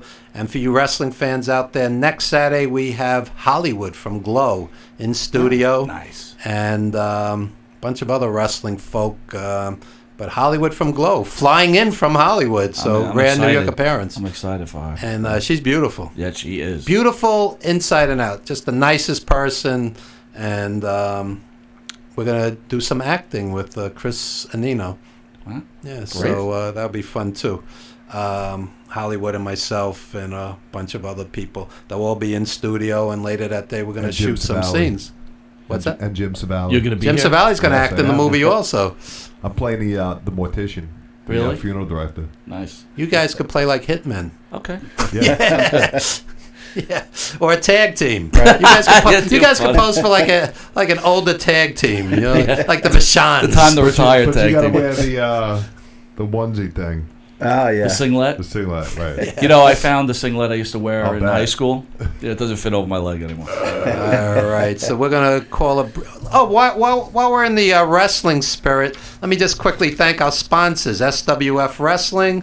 They'll be in Vineland, New Jersey, November 9. Pro Wrestling After Dark, and November 17. They'll be in Bayville, New Jersey, 4:30 p.m. Shane Douglas seminar.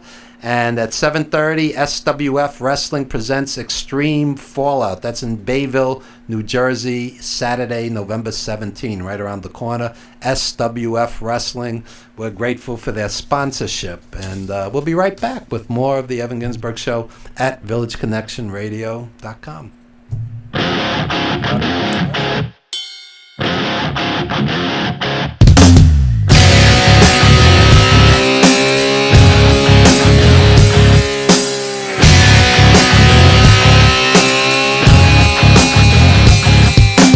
Round and round, it's all she knows. Play the part of being used. The more she hides, the more I show. I wanna be abused by you.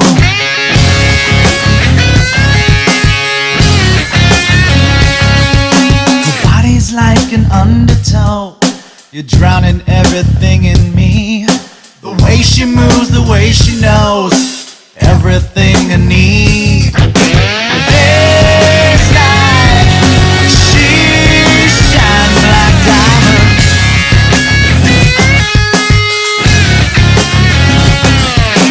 So fine, so high, so low.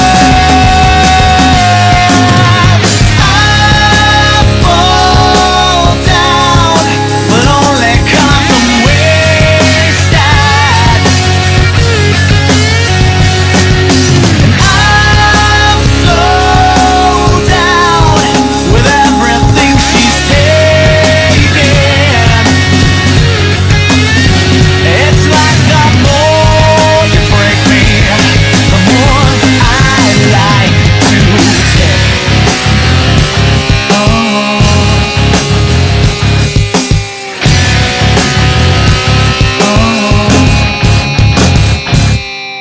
Round and round, it's all a show.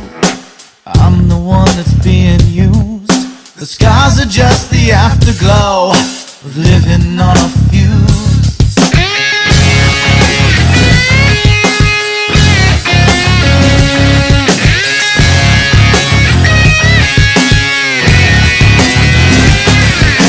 This night, she shines like diamonds.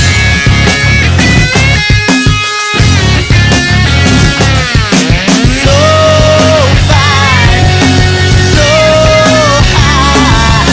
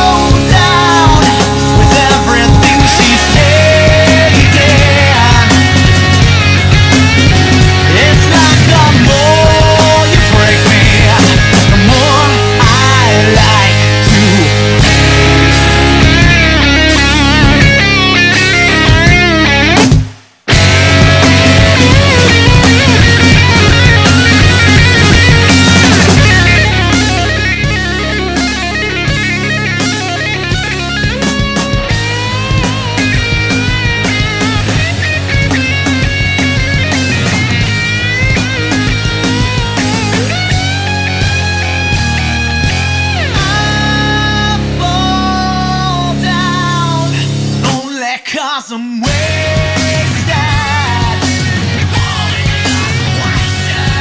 And I'm so down with everything she's taken. Like the more that she break me, the more I like to take.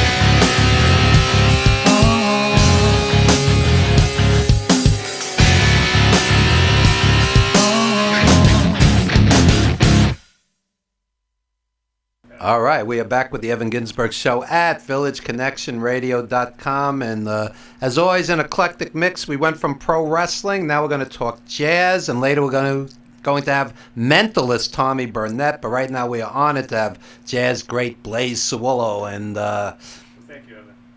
it's great to have you back on the Yeah. show. And we were both pretty upset to hear about the passing of Roy Hargrove, age 49. Yeah, it's way too young. One of the greats. Yeah, it's always sad when somebody that has that much to say and is that good at it leaves the planet. I mean, I was reading one of the obituaries or internet things, and they talked about how he was taken by Clifford Brown. And I was, remembering that Clifford Brown was not here even a shorter amount of time than Roy. Oh, Bird was like what, 34 when he passed? Yeah. Around 30, around that. 35, I think. 35. Yeah. And John Coltrane was 39. Yeah. So these guys were but prolific in their brief time on Earth. Yeah, but it was a different time too. I mean, the 40s and 50s were much harder times for jazz musicians. Yeah. Than, I mean, well, for one thing, they played more. Right. They were on the road all the time. I mean, it's like, and things have changed a lot for people. It's not like there still are people going city to city, town to town, playing everywhere. But a lot of people aren't. It's like it's more space in between things. You have time. You have time to chill out a little bit, let your body come back. But I read recently an extensive article, the economics of being a full-time jazz artist in New York. It's very, very tough. It's very tough. Yeah. It's you're talking about the 40s when jazz was the commercial music. Right. Today, less than 1% of albums that are sold are jazz albums. I mean, so it's a very tough business. Right, and the places keep disappearing to play, and so more people are doing. Well, there's just alternatives. You just do different things. It's not the clubs so much as it's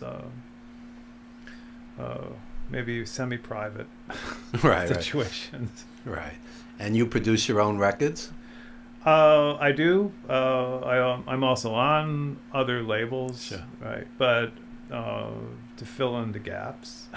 Right. And the projects that maybe are more personable or more, I feel more personally attached to. Right. Then I don't want to deal with someone else slaughtering the concept. Right. So if someone said, Blaze, I have a great gig for you tomorrow night playing a celebration at a wedding, would you say yes or no? I'd give them someone else's name. Right, that's what I thought. Somehow I knew you'd say that. But tough business, but rewarding when you do it your way, which you always have. Mm-hmm. Well, it's rewarding because you can do it. Right. I mean, or you have the opportunity to do it, and it's the opportunity to work with other musicians who are also good musicians, great musicians. The other side of that, when Cecil Taylor recently passed, a friend of mine who used to book BAM in Brooklyn wrote a piece saying how tragic it was that Cecil Taylor, who lived minutes away from BAM, couldn't play BAM because there wasn't the commercial, viability of filling a space that big.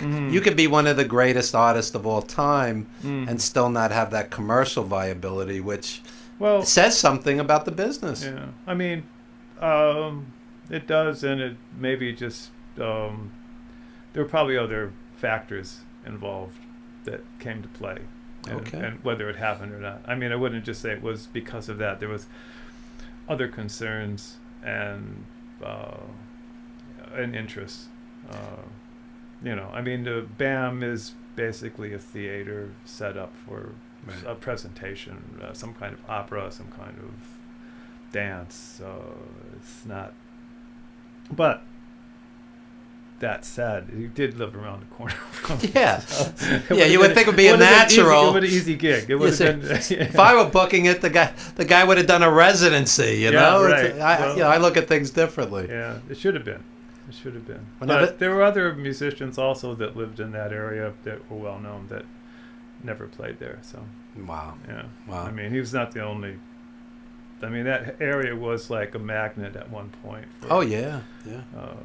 and a lot of those people are gone now too. So yeah. I always say some of the best nights of my life was seeing Sun Ra, Art Ensemble of Chicago, Cecil Taylor. Mhm. I mean, just Yeah. virtuoso artist and showman. And Well, showman. Yeah. They were showmen. Yeah. Yeah.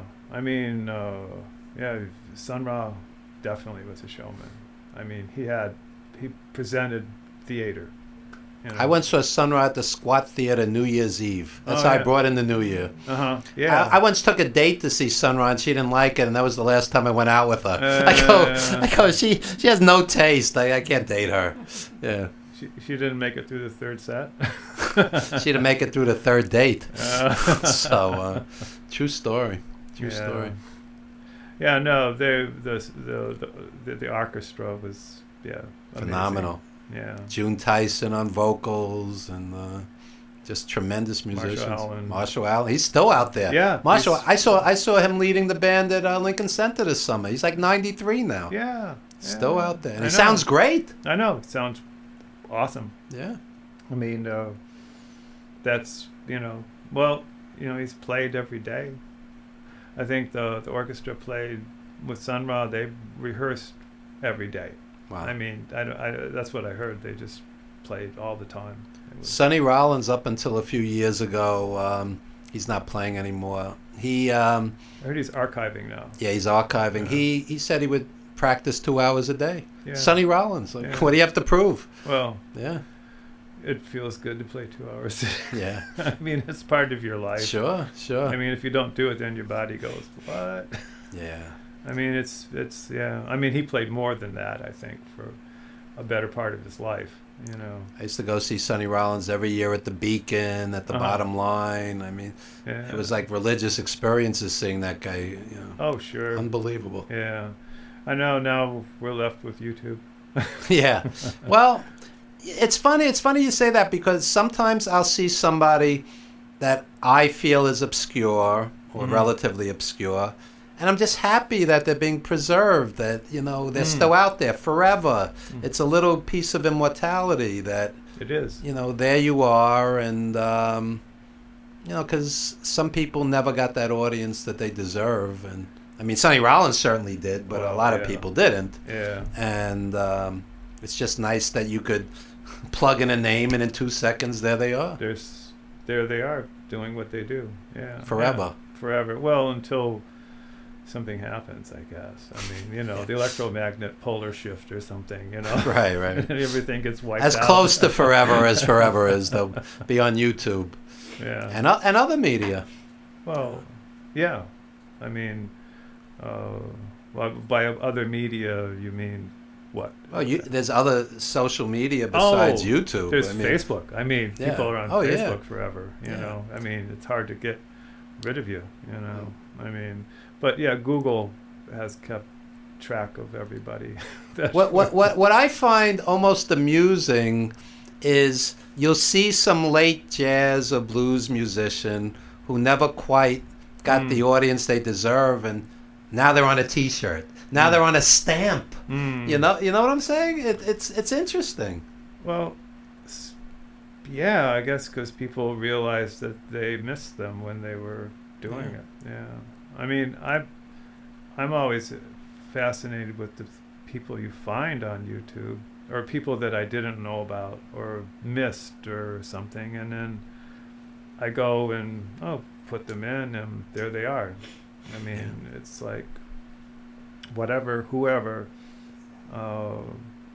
the world is connected with this internet thing. I was talking with somebody who said they were surprised they played with someone from Colombia, the country of Colombia. Right. And this person was right there with everything that seemed like she just came out of a session on the Lower East Side, and the language, the whatever. And I was like, yeah, everybody in the world now knows this language. They study it, they follow it. I mean, it's you can probably go to an island someplace and they've probably been, checking it out, So, I mean, it's that kind of connection we have. The other thing that, as somebody who just loves music, regardless of genre, somebody will say, did you ever hear so-and-so? He or she was great. They're gone now, but... And then you go on YouTube and you discover them 20 years, 30 years, 50 years after the fact. Sure, yeah. And it's I think that's very important. I think it's... well, for humanity, it's great. Yeah, absolutely. It keeps our humanity functioning. So what have you been up to? You play all around the world, and well, mostly, this year, I was in Mexico for 3 months. So I did some shows in Mexico, and played there. How are the audiences in Mexico compared to New York? Any differences? Well, in some ways, I mean, in Mexico City, it's probably closer to New York, I guess, because they have 20 million people. So, right. A city's a city. A city is a city. Yeah. But they have this, Mexico City, it's just hard to get from one side of Mexico City to the other side. I mean, it's like their traffic is way worse, and they make the Long Island freeway seem like a piece of cake, really. Okay. But there's other cities outside of Mexico City that have been interested in promoting jazz and experimental music and free jazz and new music and heavy metal, and people, there's a lot of players, and so people show up for the shows. Great. Great. Yeah. I mean, it's fun, it's refreshing. There's younger people are just discovering or in the midst of doing it, and it's nice. And for those viewers that didn't see you on my previous show, what do you consider some career highlights? You played with some amazing people. Well, I guess I was. We were just talking about memory out in the hallway. Well, I mean, probably my highest, most rewarding adventure was when I worked and hung out with Cecil Taylor. That was probably, and that came not early in my life, so it came mid-career and at a time that I had thought I would probably never meet him or talk to him or whatnot, and he was very responsive. Wow, that's great. And I was kind of like, I said, okay, I can go home now. That's over. I got the nod, but then we did working with him, but that was an adventure, and so it put life in a different perspective. Wow. Yeah. You know who reminded me of Cecil Taylor? Don Pullen.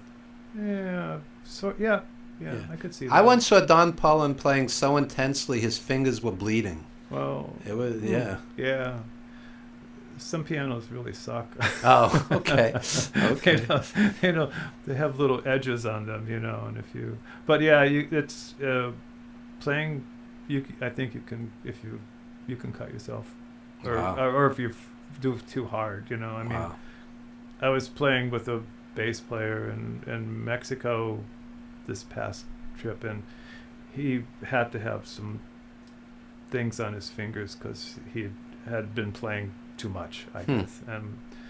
And halfway through the show, something flew past, and I went, "Oh, it's his finger." A piece of his finger. It's like a horror movie. Wow. You know, I mean, people play with that kind of intensity. Yeah. But I don't recall Cecil ever bleeding. Yeah, but he played so much that I think the calluses on his fingers were. I mean, if you ever met him and talked to him, his hands were not exactly fragile. Wow. Yeah. Wow. So, but that, I mean, there were the stories earlier on when he would play 6 or 8 hours a day, you know, with people, you know, have a big band, and people would come and go, and he'd still be there at the piano playing. Yeah. On our previous show with Pamela Roth, the show before mine, we were talking about education. Do you feel that the school system and parents, you know, do enough to instill a love of music, a knowledge of music history? I think the average kid is pretty clueless of what came before him or her. Well, there is the internet, so, you know, and the kids do get on the internet, but I don't think the average kid is going to punch in Cecil Taylor. Right. You right. know. Well, but see, the musical interests of kids is always changing, and almost all kids, unless they've been hearing this in their house, will find themselves listening to what all their friends are listening to. Right. You know, and which is why they're marketed. Right. But I mean, like Taylor Swift and these people, they already got it. I mean, you know, and I was just thinking, you know, there's this thing called Spotify. Yeah. But I mean, wouldn't a music history class in a high school be something very positive, regardless of genre? I think it should be. I think the arts should always be there. I think people should always know that there's different forms of art happening and have happened, and there's a history. I mean, I think that's, you know, and if they're not getting the history of the music or of art or of literature, they'll end up being like our president, you know, with no sense of humanity. Wow. So, wow. You know, I mean, I remember reading articles about this guy in the early '90s and he had no sense of culture or humanity, and so now he's our president. So I just wanted to get that in because, you know, this is what happens when there is no art and music taught to kids. And I don't think parents should be off the hook either, because in any major city there's plenty of free concerts, free entertainment that you could take your kids to. Don't let the computer, the phone, the internet be a babysitter. Right. When I was 12 years old, my dad took me to see Eddie Jefferson, the great vocalese giant. It was and awesome. I was like in awe. I was in awe of this. Yeah. And I was a 12-year-old. So, you know, of course I'd be hearing what was on the radio had my dad not taken me to hear jazz. Right. And had my dad not taken me to hear jazz, we probably wouldn't be having this conversation today, because I wouldn't appreciate jazz. Sure. So I mean, I think parents are responsible too. Yeah, I was playing with a drummer in Mexico who's Swiss Mexican, and was with his father in Switzerland, and when he was 12, met Elvin Jones. Yeah, the great drummer. And Elvin Jones said, "Oh, you play drums?" Yeah. And Elvin came up and picked him up and hugged him Wow. off the ground. Wow. And it left a lasting impression Sure. on him. And so he's playing drums now, and he's very good at it. When I was a kid, my dad took me to see Art Blakey. Speaking of great drummers, people were dancing in the aisles. Sure. So the average teenager wouldn't experience this had my parents, Yeah, well, And it wasn't limited to jazz. My dad took me to see the Spinners with Felipe Wynn. You know, he took me to see Nancy Wilson, Ella Fitzgerald, Sarah Vaughan, Buddy Rich, Max Roach. I could go on and on and on. I mean, they lean towards jazz, but you know, so I love jazz because my parents introduced me to it. I think the part of the problem maybe is that there's like a lot of places that have restrictions about younger people coming, or they're not looked upon in a positive light. Like, say you show up with 5 kids at a concert or something, people go, oh, you know, this is going to be a problem. Well, I mean, it happens. I'm just Yeah. saying, yeah. But And I mean, I think people are afraid to take their kids places, maybe just in general, except for those places where they can run around. in a place like New York, from Memorial Day to Labor Day, you could go to a great free concert, Sure. any genre, you know, every night of the week if you chose to. Yeah. But many people don't choose to.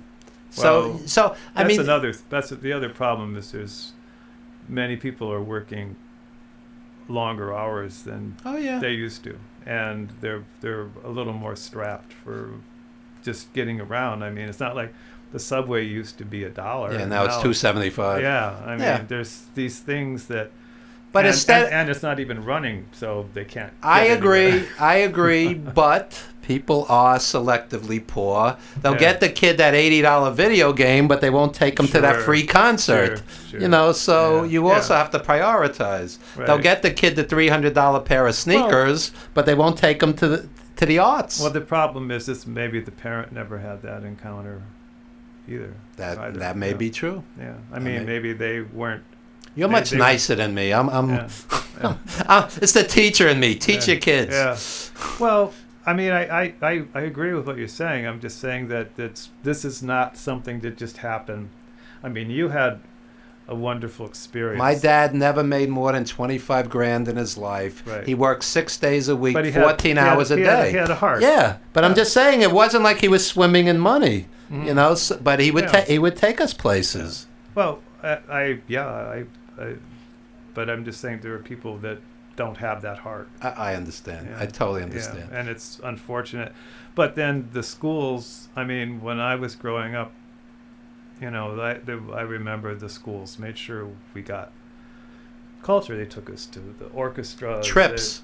Trips. You Yeah. would go and you would experience it, and then they would have visiting artists, and well, they do that now. Situations where kids can, you know, but if the schools aren't providing these outlets, then that's a problem, and they should. Well, be. let me take this one step further. Okay. As an educator, the last trip I requested at my previous job, and I won't blame the guilty, was rejected. I wanted to take my students to a concert, and they were like, well, what does this have to do with the testing? What does this have to do with the curriculum? Right. How testing. about expanding people's horizons? Yeah. And I'm talking adult education. Yeah. You know, I Well, mean, they're all- you start that's- rejecting trips, it's a little ridiculous. Yeah, but and people don't understand what the arts can do for someone. Of course. And they miss that Could point. change your life. And they get totally. I mean, yeah. Right now, the schools are all about testing. If you don't pass these tests, if you don't learn to test, if you have to learn the questions, learn the But we're answers. talking one day out of 182. Right. Okay? Yeah. No, You know, I think it's terrible. Yeah. Ridiculous. Ridiculous. It doesn't make any sense. Anyway. There's no reason why they can't. You know. Can't and won't, the two different well, things. We went to MoMA on Friday and thinking that there wouldn't be anybody there. You know. It was packed. It was totally packed. I'm a member. I go to MoMA Yeah. Film all the Yeah. time. Yeah.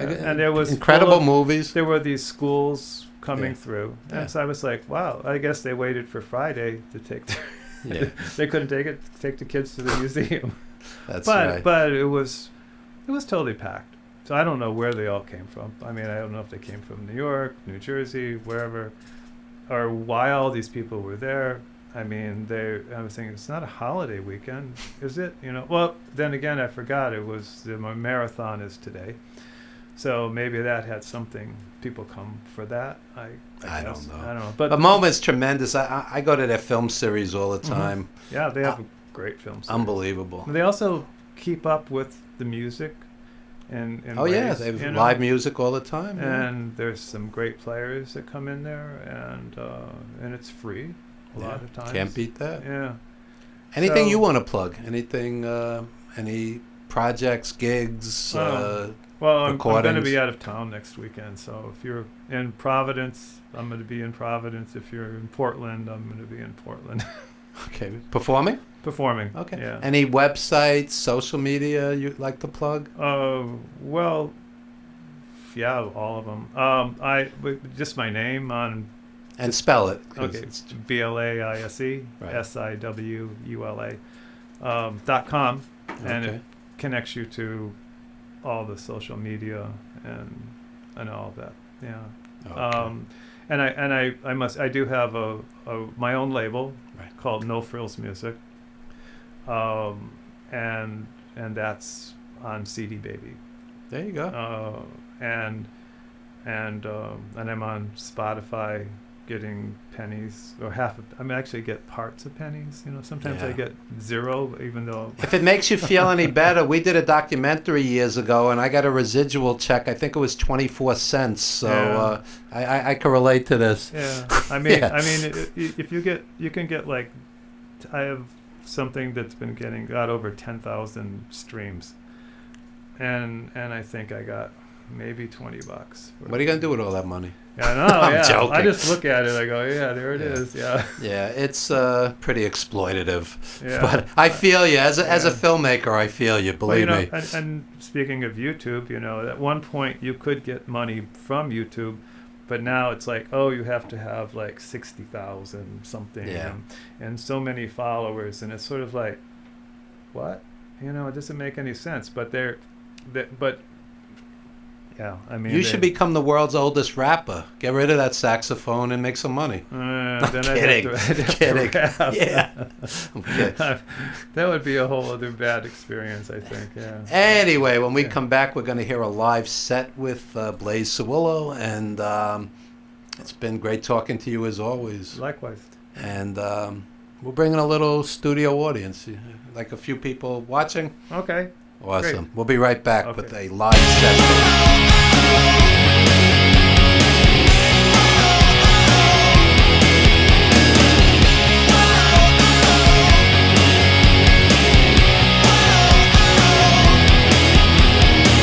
I could be wrong, but the way that you said that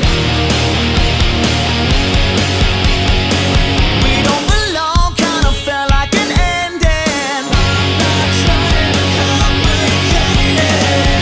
You came and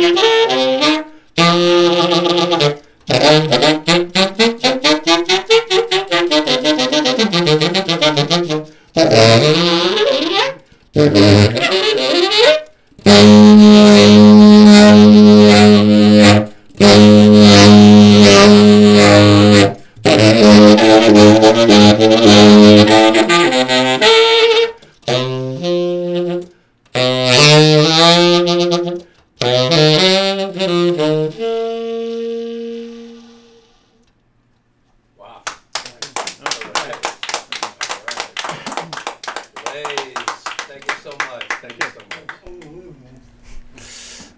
All right.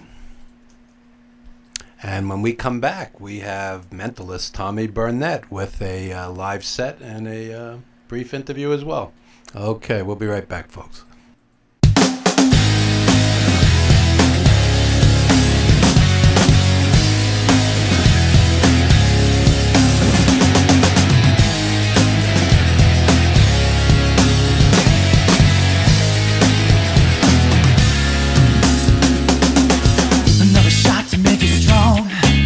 Not to shake it off, another night to make it all feel so exciting.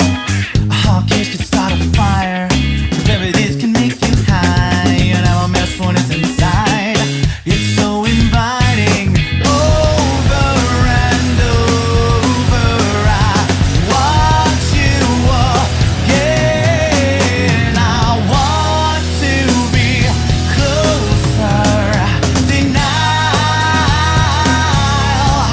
Caught between the lines. Denial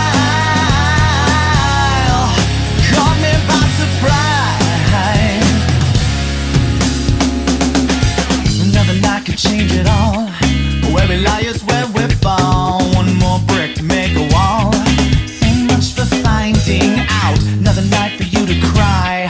Another night to say goodbye. One more night is one more lie.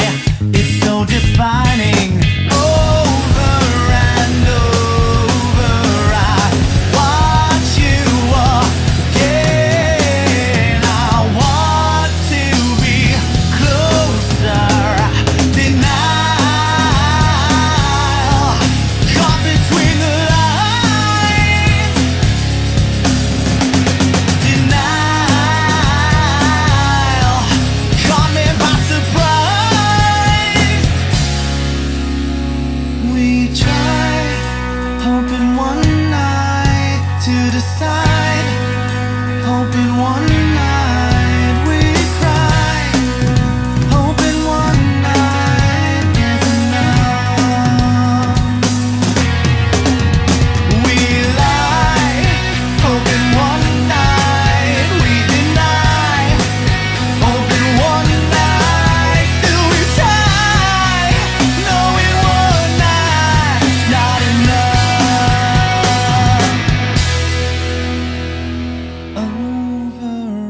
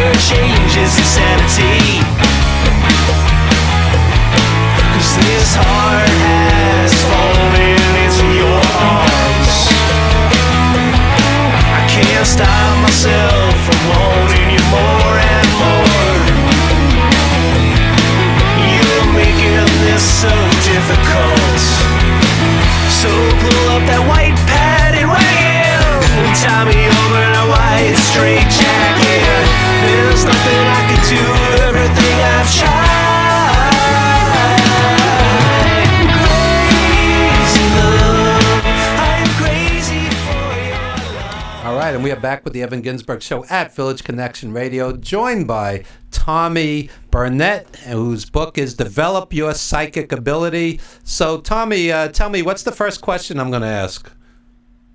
Can I read your mind? Okay, very good. That's it. That's it. Yes, I can. That's right. That's right. And he's going to do a live set for us now, and we are honored to have Tommy Burnett in studio. Thank you. It's an honor for me to be here.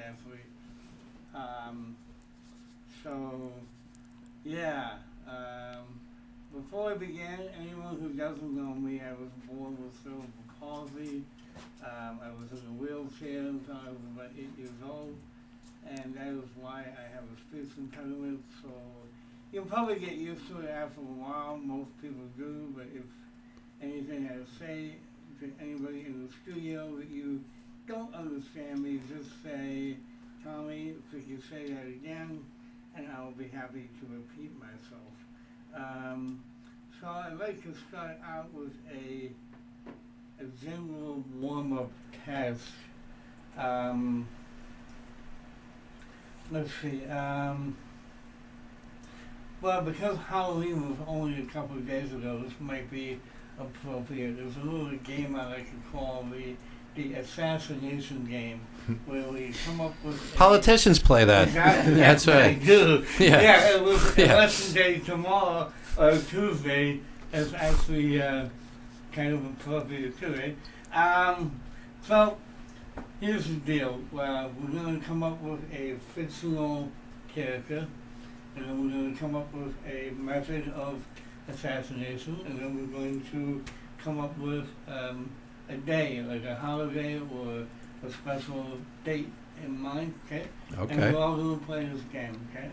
There are like 5 people here besides me in the studio, and I have no electronics in my ears or on my body in any shape or form. Even the microphone is not on me, it's in the studio. Okay, so, we've never met before, have we? Nope. Yeah, and your name is? Jim. That's correct. Give him a round of applause. No, I'm just kidding. Jim, we haven't pre-arranged anything. Nope. Okay. You just met 2 minutes ago. I'm vouching for this. Thank That's you. the Yeah. truth. Do me a favor and call out any fictional character like Robin Hood or Tom Sawyer. Tom Sawyer. Wow. Okay. Did this just come to your mind, or did you were you reading? Nope. It Mark just Twain as soon as you said recently? fictional, No? I just had Rush in my head, so I came up with Tom Sawyer. Tom Sawyer. So we have Tom Sawyer. I know you told me your name. Barbara. Barbara. I know this kind of goes against the grain for you, but what method of assassination should we use? What's your favorite way to murder people? This should be good. I like something direct. I think like a sharp knife blade. Wow. Wow. Very up close and personal. She doesn't look that type. I know. Yeah. That's very interesting. Sharp knife. I'm even going to put sharp in parentheses. And It's only kind. how about the host? What special day is Tom Sawyer being killed with Oh. a knife? Special day, Valentine's Day, because he was always having problems with Becky, right? Becky? Becky. I Becky, thought right? you might have went with Election Day. That would have been a great murder on Election Day, right? Yeah. Yeah. Someone kills Tom Sawyer with a knife. And what Yeah, what yeah. time of day? What time of day? Yeah, Oh, 9 a.m. 9 a.m. Nice. Early Early morning murder. You got to get things done. You have to go food shopping afterwards. Yeah, exactly. Yeah. Exactly. So, Valentine's Day. Perfect. So, this is in my wallet. No, my wallet is over. Yeah. In my wallet, I have a envelope. That's the money, but I also have an envelope. Inside the envelope, just verify that this is sealed. It's sealed. It is sealed, perfect. So this is open. Mike, we have a pre-arranged anything either? No? No. Open your hand and we'll jump up contents. Okay. So we came up with, actually you came up with Tom Sawyer, sharp knife, Valentine's Day at 9 a.m. Would you please read the note that I left inside the sealed envelope, which was inside the zipper compartment of my wallet? It says, I, Tommy Burnett, predict that Tom Sawyer will be killed with a knife on Valentine's Day at 9 a.m. Wow. Wow. Wow. Damn. You can't fool me. You have mutant powers. Wow. Now, truth be told, Mike is a friend of mine, but he was not in, and is not on any of these things that I'll be doing today. Evan, it was good to see you. Same here. Yeah. Same here. The last time I was here was about 3 or 4 years ago. I lose track of time, Yeah, but it sounds yeah, about right. Yeah. I just want to quickly plug Sundays at noon, Magic at Coney at the Coney Island Museum, 1208 Surf Avenue, Brooklyn, New York. And I'm assuming This is November 11. You'll be appearing. Yeah. All right. I appear there about once a month. There are usually 3 or 4 magical and mystery performers. I'll be performing mechanism and mind reading. Wow. So yeah, come on down. It's $10 for adults, $5 for kids. It's cheaper than a movie. It really is. That's great. And the beach is right there. It's still warm enough outside to go walk on the boardwalk. It's a really nice place. It's at the Coney Island Museum, where incidentally Harry Houdini years ago got his first start on the boardwalk in Coney Island. But If they ever actually, when they do the seance, if they ever actually bring them back, all of them are going to drop dead of a heart attack from the shock. That's good. I'm predicting that. Every Halloween they do that, right? Yeah. I actually did a Halloween show this past Wednesday, and it was a good turnout. I don't even know why I said that, except for plug myself. There you go. Anyway, Barbara, before the show, I asked you to write some stuff down. Are you holding that right Yes, now? I am. I asked you to think of a two-digit number. Can you just keep thinking of that for me right now? Okay.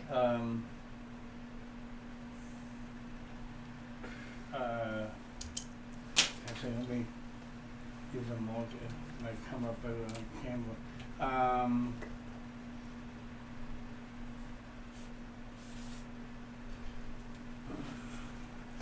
What number are you thinking of? 21. 21. Wow.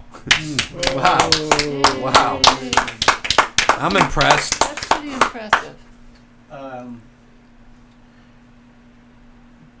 Just so we're all on the same page, I gave her a index card that had instructions on it to think of a number.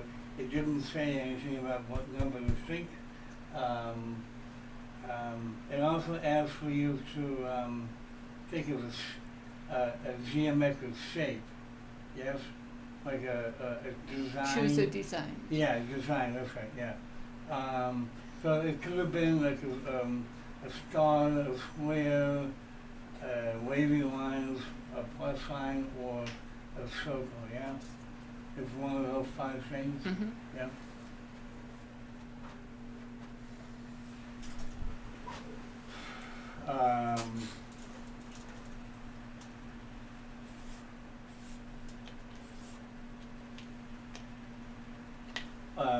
What design are you thinking of? Just 3 wavy lines. 3 wavy lines like that? Wow. Ooh. Wow.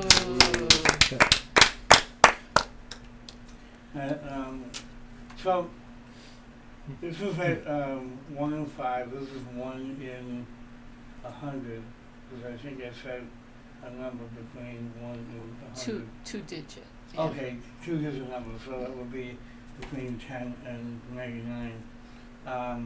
And then I asked you to think of a word. Mhm. And I didn't say any specific word. It could be any word in this language.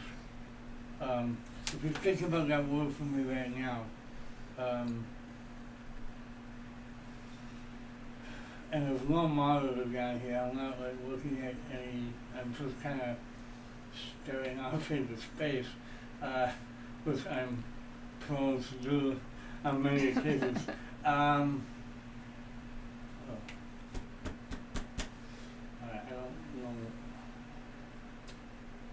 know why I want to do this, but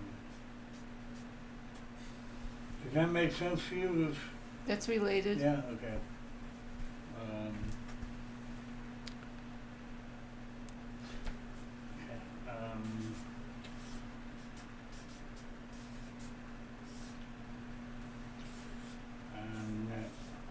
I'm not sure, but I think I get this right.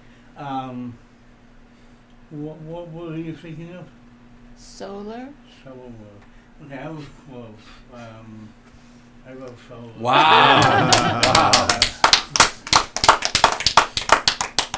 I'm marking out for this, Skip. It's a that's a wrestling term. I'm down the street. Wow. Wow. Yeah, let's see.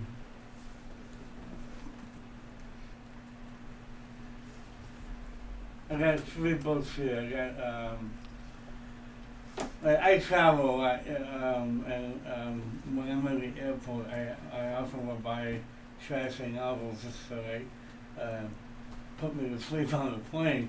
But so I got Death by Default, which is a murder mystery. I got the Rosinko Target, which is like a dime store novel about an airplane that is hijacked. And then one of my favorite books actually is called A Case of Intuition by Jet Holland. I probably read this about 5 times, but just so you know, I don't have all the pages memorized, right? Even if I get it, won't matter. Skip, what I like you to do is take any book and then pass the other 2 books down the line. And notice I'm not touching any of the books at the time. So right now there are 3 people who have a book. Yeah.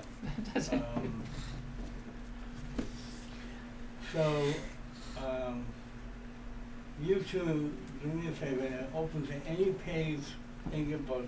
Don't let me see the pages, but just open to any page. And remember, you can basically remember any word, but we're on the radio and TV right now, so let's make it a big, substantial, like 8 or 9 or more letter word for both of you. Okay? And while you're doing that, Skip, let me just hold the book temporarily. I'm going to flip through these pages for you, and you just say stop anywhere you like. Stop. You sure you want to go right here? Just look at the first word in the first sentence. Okay. Do you have that? Got it. Okay, perfect. And you just hold on to the book because I don't want to be accused of peeking or anything of that nature. Now, you have a word in mind, Evan? Yep. Okay. If you have a word in mind, so you can close the book and put the book down, that's you. Again, I don't want people to think that I'm peeking into the book.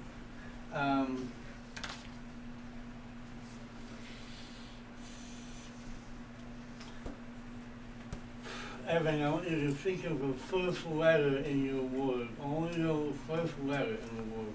Why does this keep falling off? You have it? Okay. Yeah. Okay, so nice. I think this is it. I'm going to show the camera. This is what I think the letter is. Evan, what is the first letter only in the word you're thinking of? G. Z. Oh, that's the worst looking Z I've ever seen in my life. Yeah. Yeah. But if you think about it, you know, mind reading is not an exact science. It's like if you say G in your mind, it could sound like a T. Okay. I mean, it's a stretch. But Okay. it could sound like a D, it could sound like a G, it could sound like a C. But I think I know why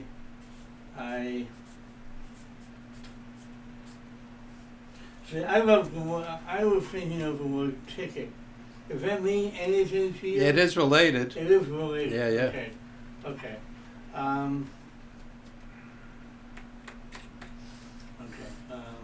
Think of your word for me. All right. Now, this is a reach, but what word are you thinking of? Grandstand. Grandstand, like this? Wow. Wow. It's unbelievable.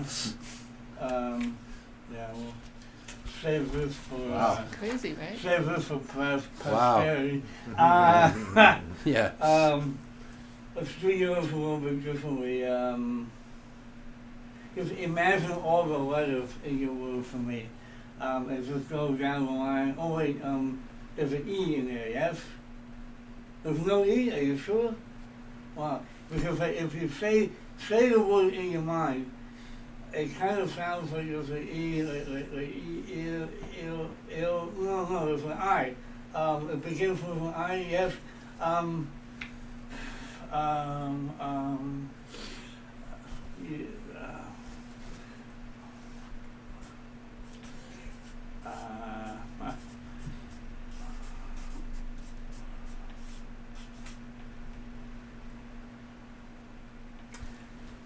are you thinking of the word lettuce? Latest? You got it. Yeah. Wow. And you know what was Illustration. illustration like that? Yeah. Wow. Yeah. All right. Wow. Any questions? How long have you been doing this? I've been doing mentalism, which is really my favorite form of magic, since about 2000. Didn't really magic a lot longer, but mentalism I've been doing since about 1998, 2000 Wow. thereabouts. I find it to be the purest form of magic because you don't have these fancy boxes and props, and the human mind is my prop. If you put $1 million in front of me, I couldn't figure out how you do this. This is amazing. No, really, it's amazing. Good thing I don't have $1 million in cash. I can't play saxophone either, so I'm pretty impressed by all of this. Thanks. Let's see. All I do is talk. That's easy. How much time do we have? 5 minutes. Cool. Let's cut to. Can we get somebody to either sing us for Skip or come over here and sing us for me, or is that not possible at this time? Jim, he wants to know if somebody could sit over Can there. somebody Yeah. sit over here right now? Yeah. Barbara, would you mind coming over here? Okay. He's going to cut you in half. This is the trick he's going to mess up. Yeah. No, actually, this is the grand finale. Yeah, bring that mic. Back around. Yeah, so no, this is the grand finale. And Yeah. hopefully this will be. Remember that sharp knife? Yeah, remember that sharp knife? So I have some blank pieces of card here. One of them, though, has a drawing on it, and in a minute I'm going to show you the drawing. But if you would, just look at me for a minute. I'm not going to hypnotize you, so don't worry. But I need you to look at me and just kind of relax, because I know we're on video. There's a couple thousand people watching. Just relax. Yeah, so yeah. Hi, Mom! Yeah. Yeah, so, are you left-handed or right-handed? Right-handed. Can I see your hands from it? Perfect.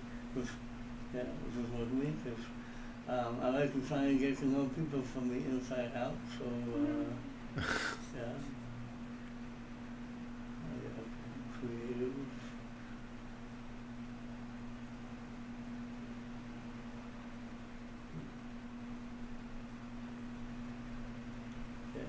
Do you paint? No. Have you ever painted? Yes. Yeah. You should go back to it. I hope to. Oh, good. So do me a favor and just kind of put your head down and close your eyes and relax. Good. Now, we're going to solve a drawing, okay? Okay? And in a minute, she's going to pick up something. Okay, so go ahead, open your eyes and just look at that. Do you see anything on it? Don't say what it is, but do you see anything on it? Okay, so remember that and close your eyes again. Let's see. I'm going to make another drawing.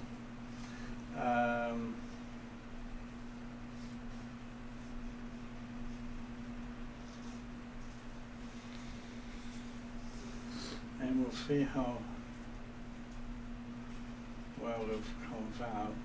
Because it's funny, this is a true story. I went to art school for 14 years. I went to the High School of Art and Design, then I went to Parsons School of Design, and I went to SVA's School of Visual Arts, and then for 3.5 years I studied at the Art Students League. And you know what I learned in 14 years? What's I that? can't draw very well. Yeah. But, hopefully, do me a favor and tell everybody what you saw on the paper. Okay, the drawing you showed me was like a very lightly sketched car. Like a car, like this. Wow. Yeah? Wow. Good. I'm going to tell you one more time. I have another drawing here that I'm going to show you. Again, keep your eyes closed, just relax, because this time we're going to do a completely different thing. Okay? Now, again, I want you to just open your eyes and take a look. This would be a little more crystallized than the last one because you've already done this before. So this would be pretty straightforward, yes? Mm-hmm. Okay, so again, close your eyes and just remember what it is you saw, okay? And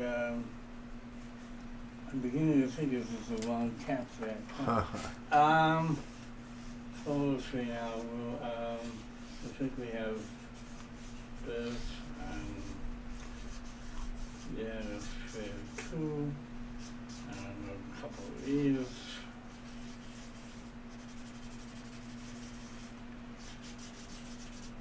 So, Barbara, if you would again keep your eyes closed, but if you could tell everybody at home and in the studio what you were thinking of. The picture you showed Yeah. me, it Mhm. was a flower with 5 petals and 2 leaves. Wow, so this is very Wow. specific. Wow. Yeah. And before I let you go, was there a color associated with the flower? It was yellow. It was yellow. Wow. You can open your eyes again. And would everybody please tell Barbara what you guys saw? What was on the paper? I saw a flower with. Well, before I drew anything on it, It was blank. it was blank. Well, from here I couldn't see anything. Okay. It looked blank. Yeah. Yeah. Thank you very much. So she saw the flower before you drew it? Yes. You looked at a blank piece of paper and saw a flower? She saw You saw- something on the paper. You saw something. but There was nothing there. Nothing there. She hallucinated a flower. Yeah, basically. Oh. Wow. And Wow. the car. Yeah. Good job. And just look at me again and back to normal. Perfect. Thank you. Can you hypnotize her into thinking she's Sarah Vaughan? Because I miss Sarah. Yeah. I probably could, but unfortunately, we're out of time. That's right. All right. Tommy Burnett, November 11. Magic at Coney Island Museum, 1208 Surf Avenue. You missed the birth of your mother and father. Don't you dare miss this. All right. Thank you, Tommy. Thank you, Skip. Blaze, Barbara, Jim Savalio, engineer, and Mike Monty, who has since departed, not this world, the studio. So thank you. And we'll be back next week with Hollywood from Glow. That's going to be special. And that'll about do it. The Evan Ginzburg Show, always an eclectic mix. And this certainly was an eclectic mix.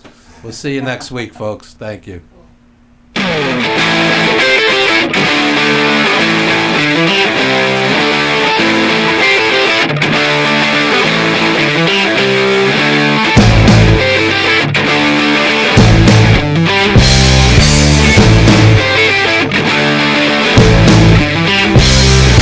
Na na na na na na na na na na na na na na.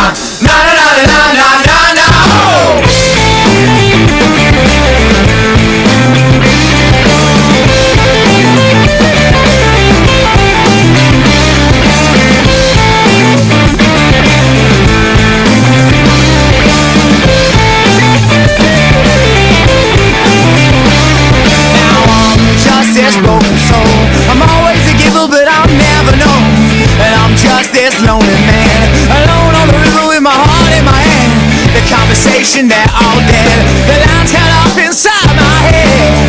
I left here like a broken man with no idea of where I stand. Oh, my mind clears. Lord, I shed all of my tears. Oh, now maybe I was just waiting here while you moved on.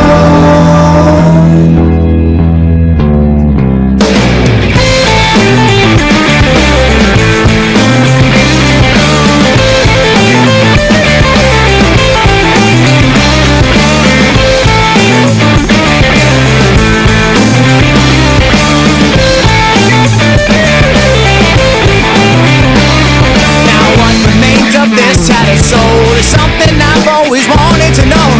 This whole sense of security, this newfound freedom you kept from me. The sound of all your loaded gun, this heartbreak war has just begun.